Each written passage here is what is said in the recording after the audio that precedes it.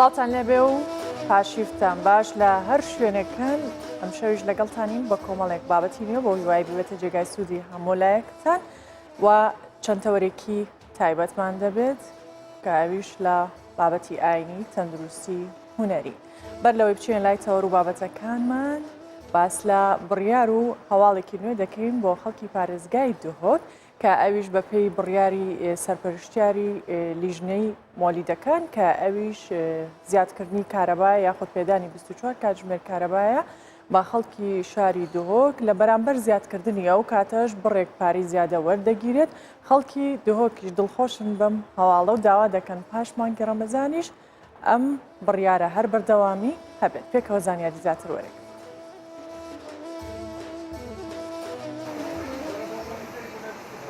پشتی چندین جاران هاوڵاتیان ji حکوومەتê xwastî çareyekê li kareba wan biket, Hikûmeta Xwecihî ya Parêzgeha Duhokê gehişte wê biryarê ku bûma wê heyva Remezanê kareba walîdan bikete 24 demjimêr. Hawlatî jî sererayî mendehoşiya xwe dixwazin parekê zêde nehête welgirtin.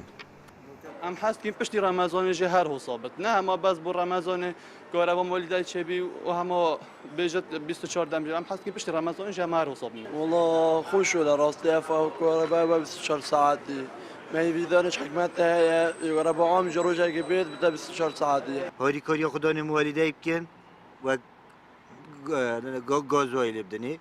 و بمقابل اوجی هاری کاری حوالاتی بکن Xudan walîdek û serperiştiyarê lijna walîdan jî behs li ser çewaniya serederîkirinê di evê heyvêda dikin. Li gel karebê û dibêjin bitinê evê heyvê di hawlatî karebê 24 demjimêra da bînin û paş Remezanê di ev bername hête rawestandin. مهم ما ملديف دا خازا خلقي هاتي ما كريا 24 ساعتي بو مها رمضان جاري دي بر خدينا دماهي كا هيفي كار دم جميرت كار كرنا مال مال دي بنا چن چكو هند زانن بهای امپریل سر شنگسته کار کردن مالیدا چند دم جمیره کار کریه و بهای گاز وایلا بازرگانی بازاری کاب چندیه افر دو فاکتور سرکی نبود است نشان کردن بهای بری وجد دمینی تمام بود مای عیبه اوتوماتیکیاً هم بگیریم و بریاری و ما بخو نیت بو یعنی ظروف خلقی ام باش ام زانین گرمه دنیا رمضانه وقت ما اول سر لجنا مالیدا کو بو ما هاری کاری یک هبیدن گاز یا گرانه چه امکانیاتش قبل حکمت ونینن سبب گرانبون و امپری و بهابونه همید زفری دفعه بو گازه اگر هاری کاری یک هبید امپر اتوماتیکیان سر خلقی اتخاره Lijna serperişta walîdan li Duhokê biryar da kareba walîdan bi çi rengan nehête birîn û hawlatî jî dibêjin êk ji mezintirîn destkeftên hikûmetê ew e şiya bûma wê heyvekê kareba walîdan bikete 24 demjimêr. Ev demekî da ye ku kareba giştî rojane ji 10 ta 15 saetan ya hey. Lê mirada xelkî ew e kêşa karebê bi êk carî çare bibît. Cegdar Cemal Kurdistan 24 Duhok.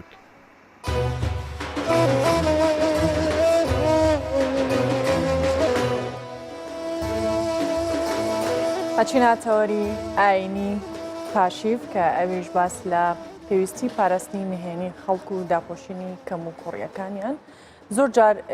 بەگشتی بەپێی دابوونەریتی کۆمەڵگا ئەم کلتورە ئەگۆڕێت لە شوێنێک بۆ شوێنێکی دیکە.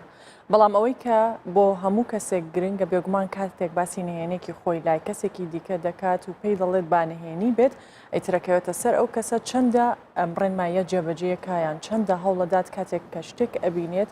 هی نهێنیە یان شاردنەوەیە چەند گرنگە کە ئەو کەسە لای خۆی ئەمەوەکو نهێنی بهێڵێتەوە یان لە ئاینی ئیسلامدا چۆن باسی ئەو کەسانە کراوە کە نهێنیەکان دەپارێزن و بە پێچەوانەشەوە کە باسی دەکەن و سزا و پاداشتی چییە. بۆ قسەکردن لەسەرم بابەتە لە ستۆدیۆ لەگەڵ ئێمە مامۆستا دڵشاد گەڵاڵی باڵک مامۆستای ئاینی و پێشنێژ و تارخن لەگەڵ ئێمە ئامادەیە ئەم کاتت باش زۆر بەخێر بێ مامۆستا. ئەو کاتت باش زۆر سپاس بۆ بەڕێستان کە ئەو دەرفەتتان ڕەخسان. زۆر سپاس. سەرەتا بین باس لەوە بکەین ئیسلام چۆن باسی پاراستنی نهێنی کردووە. بڵێ بەڕاستی ینی بەر لەوەی کەوا بچینە نێو کڕۆکی ئەو بابەتە دەمەوێت پێناسەیەکی کردەوەی چاک و کردەوەی خراپ بکەم چونکە پاراستنی نهێنی لە ئەنجامی کردەوەی خراپدا پەیدا ئەبێ ینی مرۆڤێک کە کردەوەیەکی ناڕێک ئەکا یان کە هەڵەیەک ئەکا لەو کاتەیدا پێویستە کە ئەو نهێنیە بپارێزرێ هەروەکو پێغەمبەری ئیسلام درودی خوای لەسەر بێ دەفەرمێ البر من شرح له صدرك چاکە ئەوەیە کە ئەتو دڵت پێخۆش بی بەڵام خراپەت چییە فەرمێ والئیثم ما حاك في صدرك وكرهت أن يطلع عليه الناس خراپەش ئەوەیە کە دڵت پێ ناخۆش بێ پێی نامرتاح بی پێشت ناخۆشە کە خەڵک بیزانێ بە هەر شێوەیەک بێ ئێمە هەمومان پێمان دەوترێ مرۆڤ کە پێمان دەوترێ مرۆڤ هەمومان شیاوی هەڵەکردنین هەمومان شیاوی ئەوەین کە هەڵە بکەین چونکە بۆ لەبەرەوەی هیچ کەسێک لە ئێمە فریشتەیەک نییە لە ئاسمانەوە هات بێتە خوارەوە بەڵکو کە ئێمە پێمان گۆترا مرۆڤ هەموو مرۆڤێک شیاوی چاکەیە و هەموو مرۆڤێک شیاوی هەڵەشە مرۆڤەکان هەر لە سەردەمی پێغەمبەری ئیسلامەوە صلی الله عليه وسلم هەڵە کراوە و کردەوەی چاک کراوە کردەوەی خراپیش کراوە نهێنی چییە نهێنی ئەوەیە کە ئەو نهێنیە کە تۆ کە کردارێک ئەنجامەدەی پێت ناخۆش بێ خەڵک و دەوروبەر بیزانێ ئەوجا ئەو نهێنیەی کە بە کەسێک ئەسپێری یا بە کۆمەلگا ئەسپێری یا بە هاوڕێکت ئەسپێری کە پێی دەڵێ ئەوە نهێنی بێ یان ئەوە لە لای تۆ پارێزراو بێ لە شریعەتی ئیسلامدا ئەو کابرایە ئەو کەسە کە نهێنیەکەی پێ ئەسپێری ئەبێتە ئەمانەتێک لە لای ئەو هەروەکو چۆن کەلوپەلێک لە لای کەسێکدا ئەنەی بە ئەمانەت بە هەمان شێوە پاراستنی ئەو نهێنیەش لە سەرشانی ئەو کەسە واجب ئەبێ ئەگەر هاتوو نەیپاراست بڵاوی کردەوە لەو کاتەدا ئەو مرۆڤە پێی ناوترێ ئەمانەت پارێز و پێغەمبەر صلى الله عليه وسلم لفرموديك دفرمي لا يؤمن أحدكم حتى يحب لأخيه ما يحب لنفسه هیچ کەسێک لە ئێوە ئیمانی تەواو کامل نییە پێی ناوترێ ئیما بڕواداری تەواو هەتاوەکو ئەوەی بۆ خۆی پێخۆشە بۆ برای مسلمانیشی پێخۆش نەبێ ئەگەر بۆ خۆت پێخۆشە نهێنیت پارێزراو بێ کار و کردارە کە هەڵەکانت پارێزراو بێ دەبێ بۆ خەڵکی تریشت پێخۆش بێ کاروکردەوەی خەڵکی تریش کە کاروکردەوەی ناشیاوی ئەنجامداوە یا هەڵەیەک ئەکات بە هەمان شێوە هەروەکو چۆن بۆ خۆت پێناخۆشە خەڵک بیزانێ بۆ خەڵکیش ئاوات پێناخۆش بێ کە خەڵک نهێنی و ئەسراری هاوڕێیەکت بزانێ یا کەسێکت یا خزمێکت یا دۆستێکت یا دراوسەیەکت باشە مامۆستا کاتێک کە کەسێک بە کەسێکی ترەڵێ ئەم قسەیە بانهێنی بێ یان ئەم شتە بانهێنی بێ لای تۆ بەڵام کەسی بەرامبەر باسیەکە هۆکاری و باسکردنە چێ لە کاتێکا ڕەنگە هەندێک جار بەڵێنی شەبێ کە باز نەکرێت بەڵام دواتر کە باسەکرێت بۆچی ئەو کەسە ناتوانێت باسی نەکە بەخۆی بەر لەوەی وەڵامی ئەو پرسیارە دەمەوە پێغەمبەرمان صلى الله عليه وسلم دەفەرموێ أحبب حبيبك هونا ما عسى أن يكون بغيضك يوما ما وأبغض بغيضك هونا ما عسى أن يكون حبيبك يوما ما فرمي أويك خوشت أوي كم خوشت بوي لرادا ما بدر سنور ما بزين لخوش ويستي أو كسي يعني هندن يزيشي مكوا همو أسراري جياني تو بزاني چونکە بۆ مەبادا ڕۆژێک لە ڕۆژان ببێتە کەسێک کە ڕقی لە تۆ ببێتەوە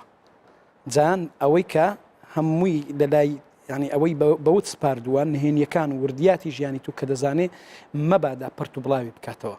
و ئەوەی کە ڕقیشت لێ ئەبێتەوە کەم ڕقت لێ ببێتەوە مەبادا ڕۆژێک لە ڕۆژان ئەتوو کە ڕقت تێبوویتەوە خراپەیەک دەگەڵ کردیە ناحەقیەک دەگەڵ کردیە یان بە شێوەیەک هەڵسوکەوت لەگەڵ کردیە زار ڕۆژێک لە ڕۆژان ببێتە خۆشەویستت زار تۆ شەرم لە خۆ بکەیەوە تەماشاکە زار لێرەدا پرسیارەکەی جەنابەت ئەگەر بتوانی دووبارەکەیەوە بۆم بەڵێ مەبەستمەوە بوو هۆکارەکانی بڵاوکردنەوە هۆکارەکانی بڵاوکردنەوە هۆکار زۆرن هۆکاری یەکەم بەڕاستی هۆکاری سەرچی ئەوەیان ناڕۆشنبیری تاکەکان لە ناو کۆمەلگادا یعنی ناڕۆشنبیری تاک لە ناو کۆمەلگادا هۆکاری سەرچیە هۆکارێکی تر ڕق و چینەیە ئەبینی هەتا ئەمڕۆ کەسێک لەگەڵە تۆ هاوڕێیە لەگەڵە تۆ هەڵسان و دانیشتنی هەیە نان و نمەچی یەکتریتان کردووە ڕۆژێک لە ڕۆژان حادزیەک تۆڕەیەک ئەکەوێتە نێوانتانەوە لە ئەنجامدا کەسی بەرامبەر کە نهێنیەکەی تۆی دەدایە ئەوەندە تووڕە ئەبێ دێت سەرنجام چی ئەکە دێ سەرنجام نهێنیەکەی تو ئاشکرا ئەکە بەڕاستی لە دیدی منەوە گەورەترین تاوان کە ئینسان دەیکا ئەوەیە کاتێک کە لەگەڵ کەسێک هاوڕێیە چونکە ئەوەی کە هاوڕێی تووە کە نزیکی دەکەیەوە ئەو لە هەموو کەس زیاتر وردیاتی ژیانی تو ئەزانێ بەر لەوەی کە نێزیچکەیەوە لە خۆت دەبێ سەرەتا بزانی ئەو کەسەی کە تۆ نێزیکی ئەکەیە لە خۆت ئایا شیاوی ئەوەیە بەڵام ئەگەر ئەو کەسە بزانێ نهێنی خۆی لا باسەکە کە باسی نهێنیەکەی ئەکات ئەگەر متمانەی پێی نەبێت باسی نهێنی خۆی بۆ ئەبین تا ئەمڕۆ متمانە هەبووە تا ئەمڕۆ متمانە هەبووە لەبەر ئەوەیە دەڵێم تۆ ئەگەر بتەوێت کەسێک لە خۆت نێزیک بکەیەوە بەر لەوەی بڕیاری نزیک بوونەوەی ئەو کەسە بدەیت دەبێت سەرەتا ئەتۆ جوان هەڵی سنجێنی بزانی ئایا ئەو کەسە شیاوی ئەوەیە لە تۆ نزیک بێتەوە چونکە ئەو کەسەی لە تۆ نزیکە بێتەوە وردیاتی ژیانت هەموو لایەنەکانی ژیانت جوانتر ئەزانی لە کەسێک کە لە تۆ دوورە جاش دەبی هەڵی سنجێنی شیاوی ئەوەیە لە خۆتی نزیکەیەوە و نهێنیەکانی خۆتی پێ بسپێری یاننا زۆر بەی زۆری جار هۆکار ئەوەشە ئەبینین ئەو کەسێک کە تۆ لە خۆی نزیکەکەیەوە پێشی ئەوەی نزیکی بکەیەوە هەڵی ناسنجێنی ئاخۆ ئایا ئەو کەسە شیاوە کە تۆ نهێنیەکانی ژیانی خۆتی پێ بسپێری یاننا زۆر جار هەیە مادە پارە و پول یان معاملەیەک ئاڵوگۆڕێکی بازرگانی لە نێوان دوو کەس دەبێتە مایەی ئاشکراکردنی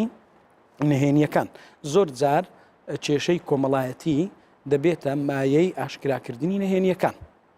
ئەوە هۆکارەکارن هۆکاری زۆری تریشمان باشە هەندێک جار خۆ ئەو حاڵەتانە لە نێوان دوو هاوسەر ڕوئەدا بۆ نمونە تەمەنێک پێکەوە ژیاون هاوسەری یەک بوون کە گرفتێکە کەوێتە نێوانیان لە یەک جیابنەوە نهێنی یەکتر باسەکەن لە کاتێکدا سەردەمێکەوە ژنی ئەو بۆەوەش با بڵین هاوسەری ئەو بووە بێگومان ئەبینین پێغمبەری ئیسلام صلی الله عليه وسلم ئەبین لە سەردەمی پێغمبەر درودی خوای لەسەر بێ ڕوویداوە یعنی ژن و پیاو هاتوونە بۆ خزمەت پێغمبەر داوای لە یەکدی جیابوونەوەیان کردیا ئافرەتەکە ویستیتی زەمی پیاوەکە بکە یان پیاوەکە ویستیتی زەمی ئافرەتەکە بکە پێغمبەر درودی خوای لەسەر بێ قەدەغەی کردووە فەرموویتی ئەوەی تا ئەمڕۆ ئەوە وەکو کوردەواری دەڵێ بەردێشی لەسەدانێ یعنی زۆر خیانەتێکی گەورەیە مەسەنەن ئافرەت کاتێک کە لە پیاوەکەی جیا ئەبیتەوە یا پیاوەکە لە خێزانەکەی جیا ئەبیتەوە دوای جیابوونەوە بێت کەم و کوڕیەکان و عیبەکانی لە لای خەڵک ئاشکرا بکە بۆ هۆکاری ئەوەش چییە؟ هۆکاری ئەوەیە جاری وهەیە لایەنێک لەو دوو لایەنە ینی ژنەکە یا پیاوەکە هەر یەکێک لەوانە دەیەوێت خۆی حەق بکە بۆ ئەوەی بەڵگەی خۆی بەهێز بکە بەڵگەی حەقکردنی خۆی دێت چی ئەکات دێت پەنا بۆ ئاشکراکردنی نهێنیەکانی ئەو ئافرەتە ئەکا ئەبە کەم و کوڕیەکانی ئەڵێ دەڵێ کەم و کوڕی ئەوەیە بۆ ئەوەی لە لای خزمەکانی خۆشی لۆمەی نەکەن و لە لای خزمەکانی ئافرەتەکەش خۆی حەق بکە جاری وهەیە ئافرەتی شوواکە ئەوە هۆکارەت یعنی هۆکارەکە بۆ خۆ حەقکردن و خۆ ناحەقکردن یعنی خۆ ئەپارێزی لەوەی کە خۆی ناحەق نەکە مامۆستا ئاماژەت بەوە کرد کە هەموو کەس نابێت هەموو نهێنیەکانی خۆی بە کەسێک بڵێیان ئەو متمانەی پێ بکە کە هەموو نهێنی ژیانی بە کەسەکە بڵێ ئەمە هاوسەری شەگرێتەوە بێگومان واتە لە نێوان هاوسەرانیش نهێنی هەیە نەخێر کە باز نەکرێن گەورەترین کەس نزیکترین کەس یعنی نزیکترین کەس لە پیاو ئافرەتە نزیکترین کەس لە ئافرەت پیاوە ئەگەر پیاو متمانەی بە ماڵ و منداڵی خۆی نەبێ کەواتە ژیانی نییە ئەگەر ئافرەت متمانەی بە پیاوی خۆی نەبێ دیارە ژیانی نییە دەبێ هەردوو لا متمانەیان بە یەکتری بێ بەڵام زۆر بەداخەوە لەگەڵەوەی جەنابەت ئافرەتیشی زۆر زار هەیە پیاو تەواوی متمانەی بە خێزانەکەی خۆیەتی تەواوی متمانەی پێیەتی و هەموو نهێنیەکانی پێ ئەسپێرێ ینی پیاوەکە بەڵام ئافرەتەکەن ئامادەنی نهێنیەکانی خۆی بە پیاوەکەی بسپێرە یان ئافرەتەکە ئەو متمانەی بە پیاوەکەی خۆی ناکە ینی ئەو متمانەی پێ ناکە ئەبینین هەر ینی بچووکترین نمونە ئەبینین جاری وهەیە پیاوەکە سوێندی بۆ ئەخوا قورئانی بۆ ئەخوا هەزاران سوێندی بۆ ئەخوا دەڵێت واللهی من ئامادەنیم هەتا تۆ لە ژیان دابی من ئامادەنیم هاوسەریتی لەگە کەسێکی کە بکەم یان ئامادەنیم کەوا پەیوەندیم لەگەڵ ئافرەتێکی تردا هەبێ ئەو پیاوە هیچی لە خۆدا نەهێشتێتەوە بەڵام لەگەڵ ئەوەشدا پیاوەکە ئافرەتەکە متمانەی پێ ناکە یعنی ئەو متمانەی کە پیاو بە ئافرەتی هەیە ئافرەت بە پیاوی نییە یعنی زۆر ئەم دیراسی ئەوەم کردیە بە حقیقت ئەجینا صندوق الأمینی پیاو دەبێ ئافرەت بێ صندوق الأمینی ئافرەت دەبێ پیاو بێ چونکە نزیکترین کەس لە ژیانی پیاو ئافرەتە دەبێ ئەو دوانە لە هەموو کەسێک زیاتر نهێنیەکانی خۆیان لە لای یەکتر بدرچێن باشە ئەوە ڕاستە کە ئەڵێن لە ئافرەتدا جیاوازێکی تر هەیە کە ئەوان زیاتر باس لە نهێنی کەسانی ترەکەن تاوەکو پیاوان واتە پیاوان زیاتر جێی متمانن واللهی لەگەڵ ڕێزم بۆ بەڕێزت یعنی لە قەدیمەوە پندێکی شێخ محمودی هەیە مەلیک محمود ئەجێڕنەوە ئەڵێن جارێکیان مەلیک محمود ئەوە دەسەڕاستێکی هەبووە ناوەکەم بەبیر نییە دەڵێ ویستی خێزانەکەی خۆی تاقیکاتەوە چوو دیسکێکی کڕی هێنایەوە گوتی وە لە چێت هێنایە گوتی لە پاشام دزیە بەس گوتی لای کەس باس نەکەی گوتی باش ئەدەی ڕۆژ ئافرەتەکە داوای کراسێکی کرد گوتی کراسەکەم بۆ بکڕا دەبی بە نرخی ئەوەن دەبی ئەوەن دەبی پیاوەکە گوتی تااقەت نییە ناتوانم بیکڕم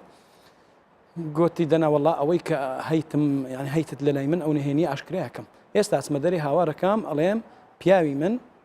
حیوانێکی لە مەلیکی بردیە دەڵێ هینایەن ئافرەتەکە هاواری کردو نهێنەکەی ئاشکرا کرد پاشا بڕیاری لە سێدارەدانی حیاسیدا ئەڵێن حیاس بووە ناوی حیاس بووە دەڵێ بریانی لە سێدارەدانیدا پێشی ئەوەی لە سێدارەی بدەن گوتی چت هەیە چ قسەیەک هەیە گوتی وەڵی تەنها یەک قسەم هەیە یەکەم گوتی ئەمن ئەوە چەند ساڵە خزمەتی تۆ ئەەکەم متمانەت بە من نەبوو کە ئەتوو مەلیشی منی من خزمەتکاری تومە بۆیە زاڵم هەتامایە ببیتە پردیش بەسەری دامەپەڕنەوە دوو بەڕاستی هەموو قسەیەک نابی لە لای ئافرەت بکەی چونکە ئافرەت کەمتر نهێنی ئەپارێزی بەڕاستی کەمتر دەپارێزی ینی زۆر ئافرەت هەیە لەگەڵ ڕێزم یعنی هەمویان نا ینی بە زۆربەیان هەیە نهێنیمان ئێمە بە لە سەداسەد هەموو باڵین ئافرەتان و پیاوان باز ناکەنەوەش ڕێژەیە نا لە سەداسەد نییە لە سەداسەد پیاویشمان پیاویش هەیە نهێنی لەلا ڕناوەستێ بەڵام على الأكثر يعني بزوري ويا ئافرەتان قسەیان لەلا يعني ڕناوەستێ يعني قسەکە ناتوان خۆر ناگرن وەنەبی ئەوە لە خراپی بێ بەس هەر دیارە خوای تبارك وتعالى ئافرەتی وا دروست کردووە زۆر جار هەیە ناتوانیت ئەو قسەیە کە پیاوەکەی لە لای ئەکا ناتوانی بڵاوی نەکاتەوە باشە ئەمە لە نێوان هاوسەر و کەسەر نزیکەکان بینە ئەو پەیوەندی کۆمەڵایەتیەکانی کە هەمانە هاوڕێیەتی بە تایبەت ئێستا بابەتێکی ترمان هەیە تۆڕە کۆمەڵایەتیەکانە کە زۆر جار بەداخەوە بینی ناوزڕاندن سوکایەتی بە کەسایەتی دیار کە ئەمە چ لە ڕووی ئاینەوە چ لە ڕووی یاساوە لەوانەیە ڕێگە پێدراون نەبێت ئەگەر قسەی خۆت لەسەر ئەم بابەتە بکەی ئەمە چەندە با بڵێن سزاکەی گەورەترە یان چەندە گوناهەکەی زیاترە لەوەی کە کەسێک یا دوو کەس بیزانێ بەخۆی پێغەمبەر درودی خوای لەسەر بێت دەفەرمێ چ کەسێک لەو کەسە زاڵم دروستم کارتر هەیە کە شەو گوناهێک ئەکا بەیانی هەڵستێتەوە لە لای خەڵک دەڵێ من وام کرد فڵانە ئەو گوناه هەم ئەنجامدا یا ئەو خراپەیەم ئەنجامدا جا ئەگەر ئاشکراکردنی نهێنی خۆت یا گوناحی خۆت لە شریعەتی ئیسلامدا دروست نەبێ ئەی چۆن ڕەوایە کە تۆ کەم و کوڕی خەڵک ئاشکرا بکەی پێغەمبەر صلی الله عليه وسلم ئەفەرمێ لە فەرمودەیەکدا من نفس عن مؤمن كربة من كرب الدنيا نفس الله عنه كربة من كرب الآخرة هەر کەسێک ناخۆشیێک لە ناخۆشیەکانی دنیا لەسەر شانی مسلمانێک لا ببە خوای گەورە ناخۆشیەک لە ناخۆشیەکانی دنیا و قیامەتی لەسەر لا ئەبە من يسر على معسر يسر الله عنه في الدنيا والآخرة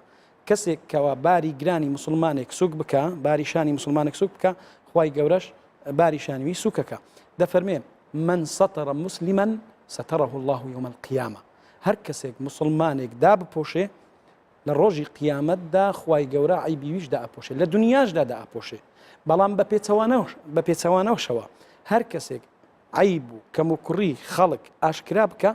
خوای گەورە لە ناو ماڵی خۆیدا پێغەمبەر دەفەرمێ لە ناو ماڵی خۆیدا ئابڕووی ئەبا لە بەردەم خەڵک بە تایبەتیش ئەمڕۆ ئەو تۆڕە کۆمەڵایەتیانە زۆر بەداخەوە کە فەیسبووکە کە پەیجەکانن لەگەڵ ڕێزم بۆ پەیجەکانیش بەڕاستی دەورێکی کاریگەریان هەیە لە بڵاوکردنەوەی کەم و کوڕی و عیب و ناتەواویەکانی خەڵک یعنی وەکو بڵێ مانگانە موچەیەکیان بۆ بڕاوەتەوە یا کەسێک هەبێ ئیجباریان بکات دەبی بڵێ ئیلا لە فەیسبووک یان لە پەیجێک دەبێت ئیلا تۆ ئەو عیبەی خەڵک بڵاوکەیەوە یا زۆر جارە بینین کوڕێک و کچێک بەیەکەوە پەیوەندیەشیان هەیە پەیوەندیەشی خۆشەویستی ئەو کوڕە بە کەیفی خۆی لەگە ئەو کچە دێت و دەچی هەموو کردارەکان تەسویرەکە سەرنجام داوای شتی تر لە کچەکە ئەکا یا داوای پارەی لێەکە دەڵێ ئەگەر ئەوەندە پارە نەدەی من حیاتە بم دێت گرتە ڤیددیوەکانی لێ بڵاوە کاتەوە سەرنجام ئەو ئافرەتە تووشی لە ناوچوونە بێ هەر بالمناسبە ئەگەر ڕێگەم پێ بدەیت لە ڕێگەی بەرنامەی بەڕێستەوە لە مینبەری بەڕێستەوە ئاماژە بە خاڵک بکەم دووسێ ڕۆژ بەر لە ئێستا ئێمە بانگهێش کرابووین لەلایەن بەڕێوەبەرایەتی گشتی کاروباری مەسیحیەکان لە عنکاوە لە قاعی گالاکسی لەوێ یەکێک لە پەیامنێرەکانی بەڕێستان چاوپێکەوتنیشی لەگەڵە من کرد دەربارەی بەیەکەوە ژیان سەرنجام هاتە سەر ئەوەی پرسیاری لەوە کرد ئایا مامۆستایانی ئاینی دەڵێن مامۆستایانی ئاینی حەزیان لە خواردنی چەورە. منیش بە شێوەیەکی گشتی وەڵامدا وتم هەموو خەڵک حەزی لە خواردنی چەورە،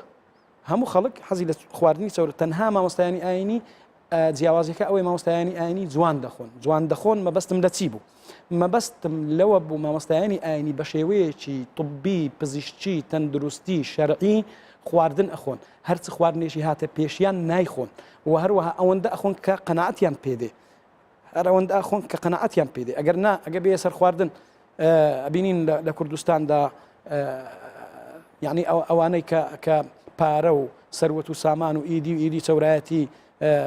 ئەخۆن زۆر لە مامۆستایانی ئاینی بەرەو سەرترن و زۆر زیاتریش ئەخۆن، ئەوە بۆ خەڵک باسی ئەوان ناکە، تەنها مامۆستایانی ئاینی. یا هەندێک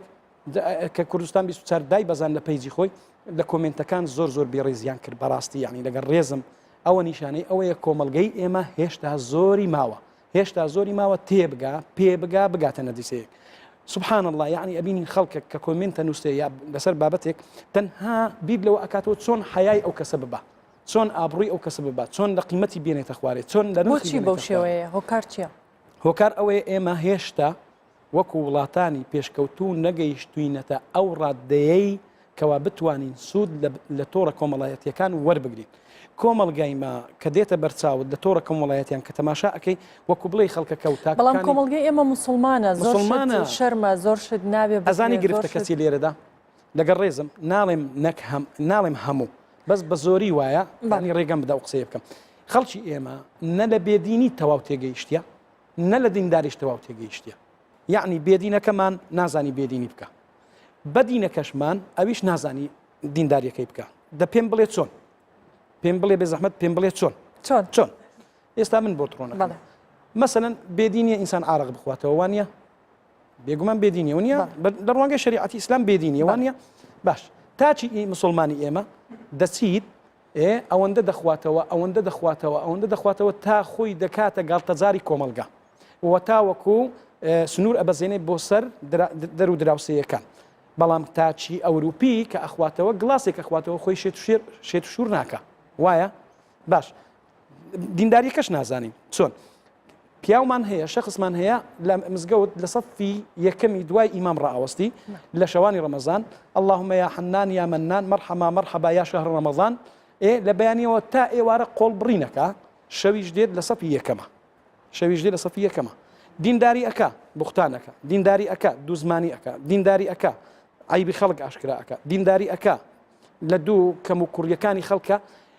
گرفتی زۆر گەورەی خەڵکی مەئزانی سیە ئەوەیە کە عیبەکانی خۆی نابینێ، باشە کەم و کوڕیەکانی خۆی نابینێ. لەگەڵە بەردەوامە بین درێژە بە قسەکان و گفتوگۆکانمانە دەین نەچینە لای پامنێرمان زەردەشت هەمێ لە هەولێرە و ڕاستەوخۆ لەگەڵمانە. زەردەشتم کاتت باش پێمان بڵێ ئێستا تۆ لەکوێی و شەوانی ڕەمەزان لە هەولێر چۆن بەڕێکرێ، قەرەباڵغی لە شەقام و بازارەکان چەندە هەیە، بە تایبەت گەنجان کە زیاتر لە شەواندا ئەچنە دەرەوە. بله دم باش سارا وش بو میوانه تج دم باش و بینن این کردستان بسیار بیگمان دم ها روزی دم ام هر شب دیگه وزندی در باستمن که تفگر ناو حولی را پایتخت چاوی جیانا خلک چاو بره وچه اگر افکار من دیمنان پیشام بده گلک جاران خلک تل ورکه خواردنگهان لچای خانه آن بری دم پاشی و خورنه دخون کولان قربالغه تایبت دم ها روزی دم جبو ام بهتر نرینا خلکی وار بگرن دوام ها پیروزا کا پیام آوان چیه او شد بشن از در باسی جمع گنجه که دم ورکه دم باش ايوا دخوازم پرسیاری که بگم بیگمان اما راستو خونه لام مانگی رمضان ايوا وکو گنجان چون شوانی خوید قدینن و چه پیامک هست؟ لا همون کس اشکال ما جا رمضان ماگی چی پیروزه شوانش به تایبەتی شوان لە پایتەخت زۆر شوانی زۆر تایبەتە هەموو شۆکای زیکرایەتی تازەیە بۆ ئێمە خۆتا بینیەوە سعات کاتژمێرە کوری و ئێمە هەموو با لێرە دانیشتین لە بگەنجانەوە کاتی زیاتر بار هەیە بە ڕەمەزانات چکە ڕەمەزانات تۆ تای شوار تا درەکتر ببێیت تۆ لە دەرەوە بۆیە کاتی تایبەتمان هەیە بەسەر لەگەڵ برادرانە دانیشتوین و هەتا سەعات و شارێکی ئاراممان هەیە و زۆر سپاس حکوومەتێرە بکەین بۆ دابیکردنیەوە ئارامی کە ئێمە ئەتوانین تا درەنگای شەو لێرە بمێنینەوە زۆر سپاس گەلێک سپاس بووتە شەوێکی شاد بووتە بەێ سارا ئەس خوازم دەرباسی ناو چایخانەیە بخوا بم کا بزان بم خەڵک چ دبێژێ نێرناوان چییە هەگەر ئێوە ڕێگە بدنەمە دەم باش وەرە تو دیارە خودی الویر کاردکیان تلوری دهەگەر ڕابی پرسیارێکش تە بکەم لە مانگی ڕەمەزان قەربالغ لێرە چوونە جموجۆل چوونە ئەمەجی تەفگەرە و خەلکی گەنجان پێشتر خەلک و هادما شەو حتا یەک دوو شەو بەخێر بێن سەر چاوم بە خێراتنی کەناڵەکەدان دەکەم بۆ چایخانەی بۆکانی پێشتر بەنسبەت شەوی ڕەمەزان ئێستا برادران زیاتر لێرە خردەبنەوە و بەنسبەت پێشتر شەوان وانە بوو بەس لەوە تەیمانجی ڕەمەزانە زیاتر خەڵک تا درنگانی شەو دەمینێنەوە لێرە و دادەنیشن و گفتوگۆ دەکەن دەم باش بووە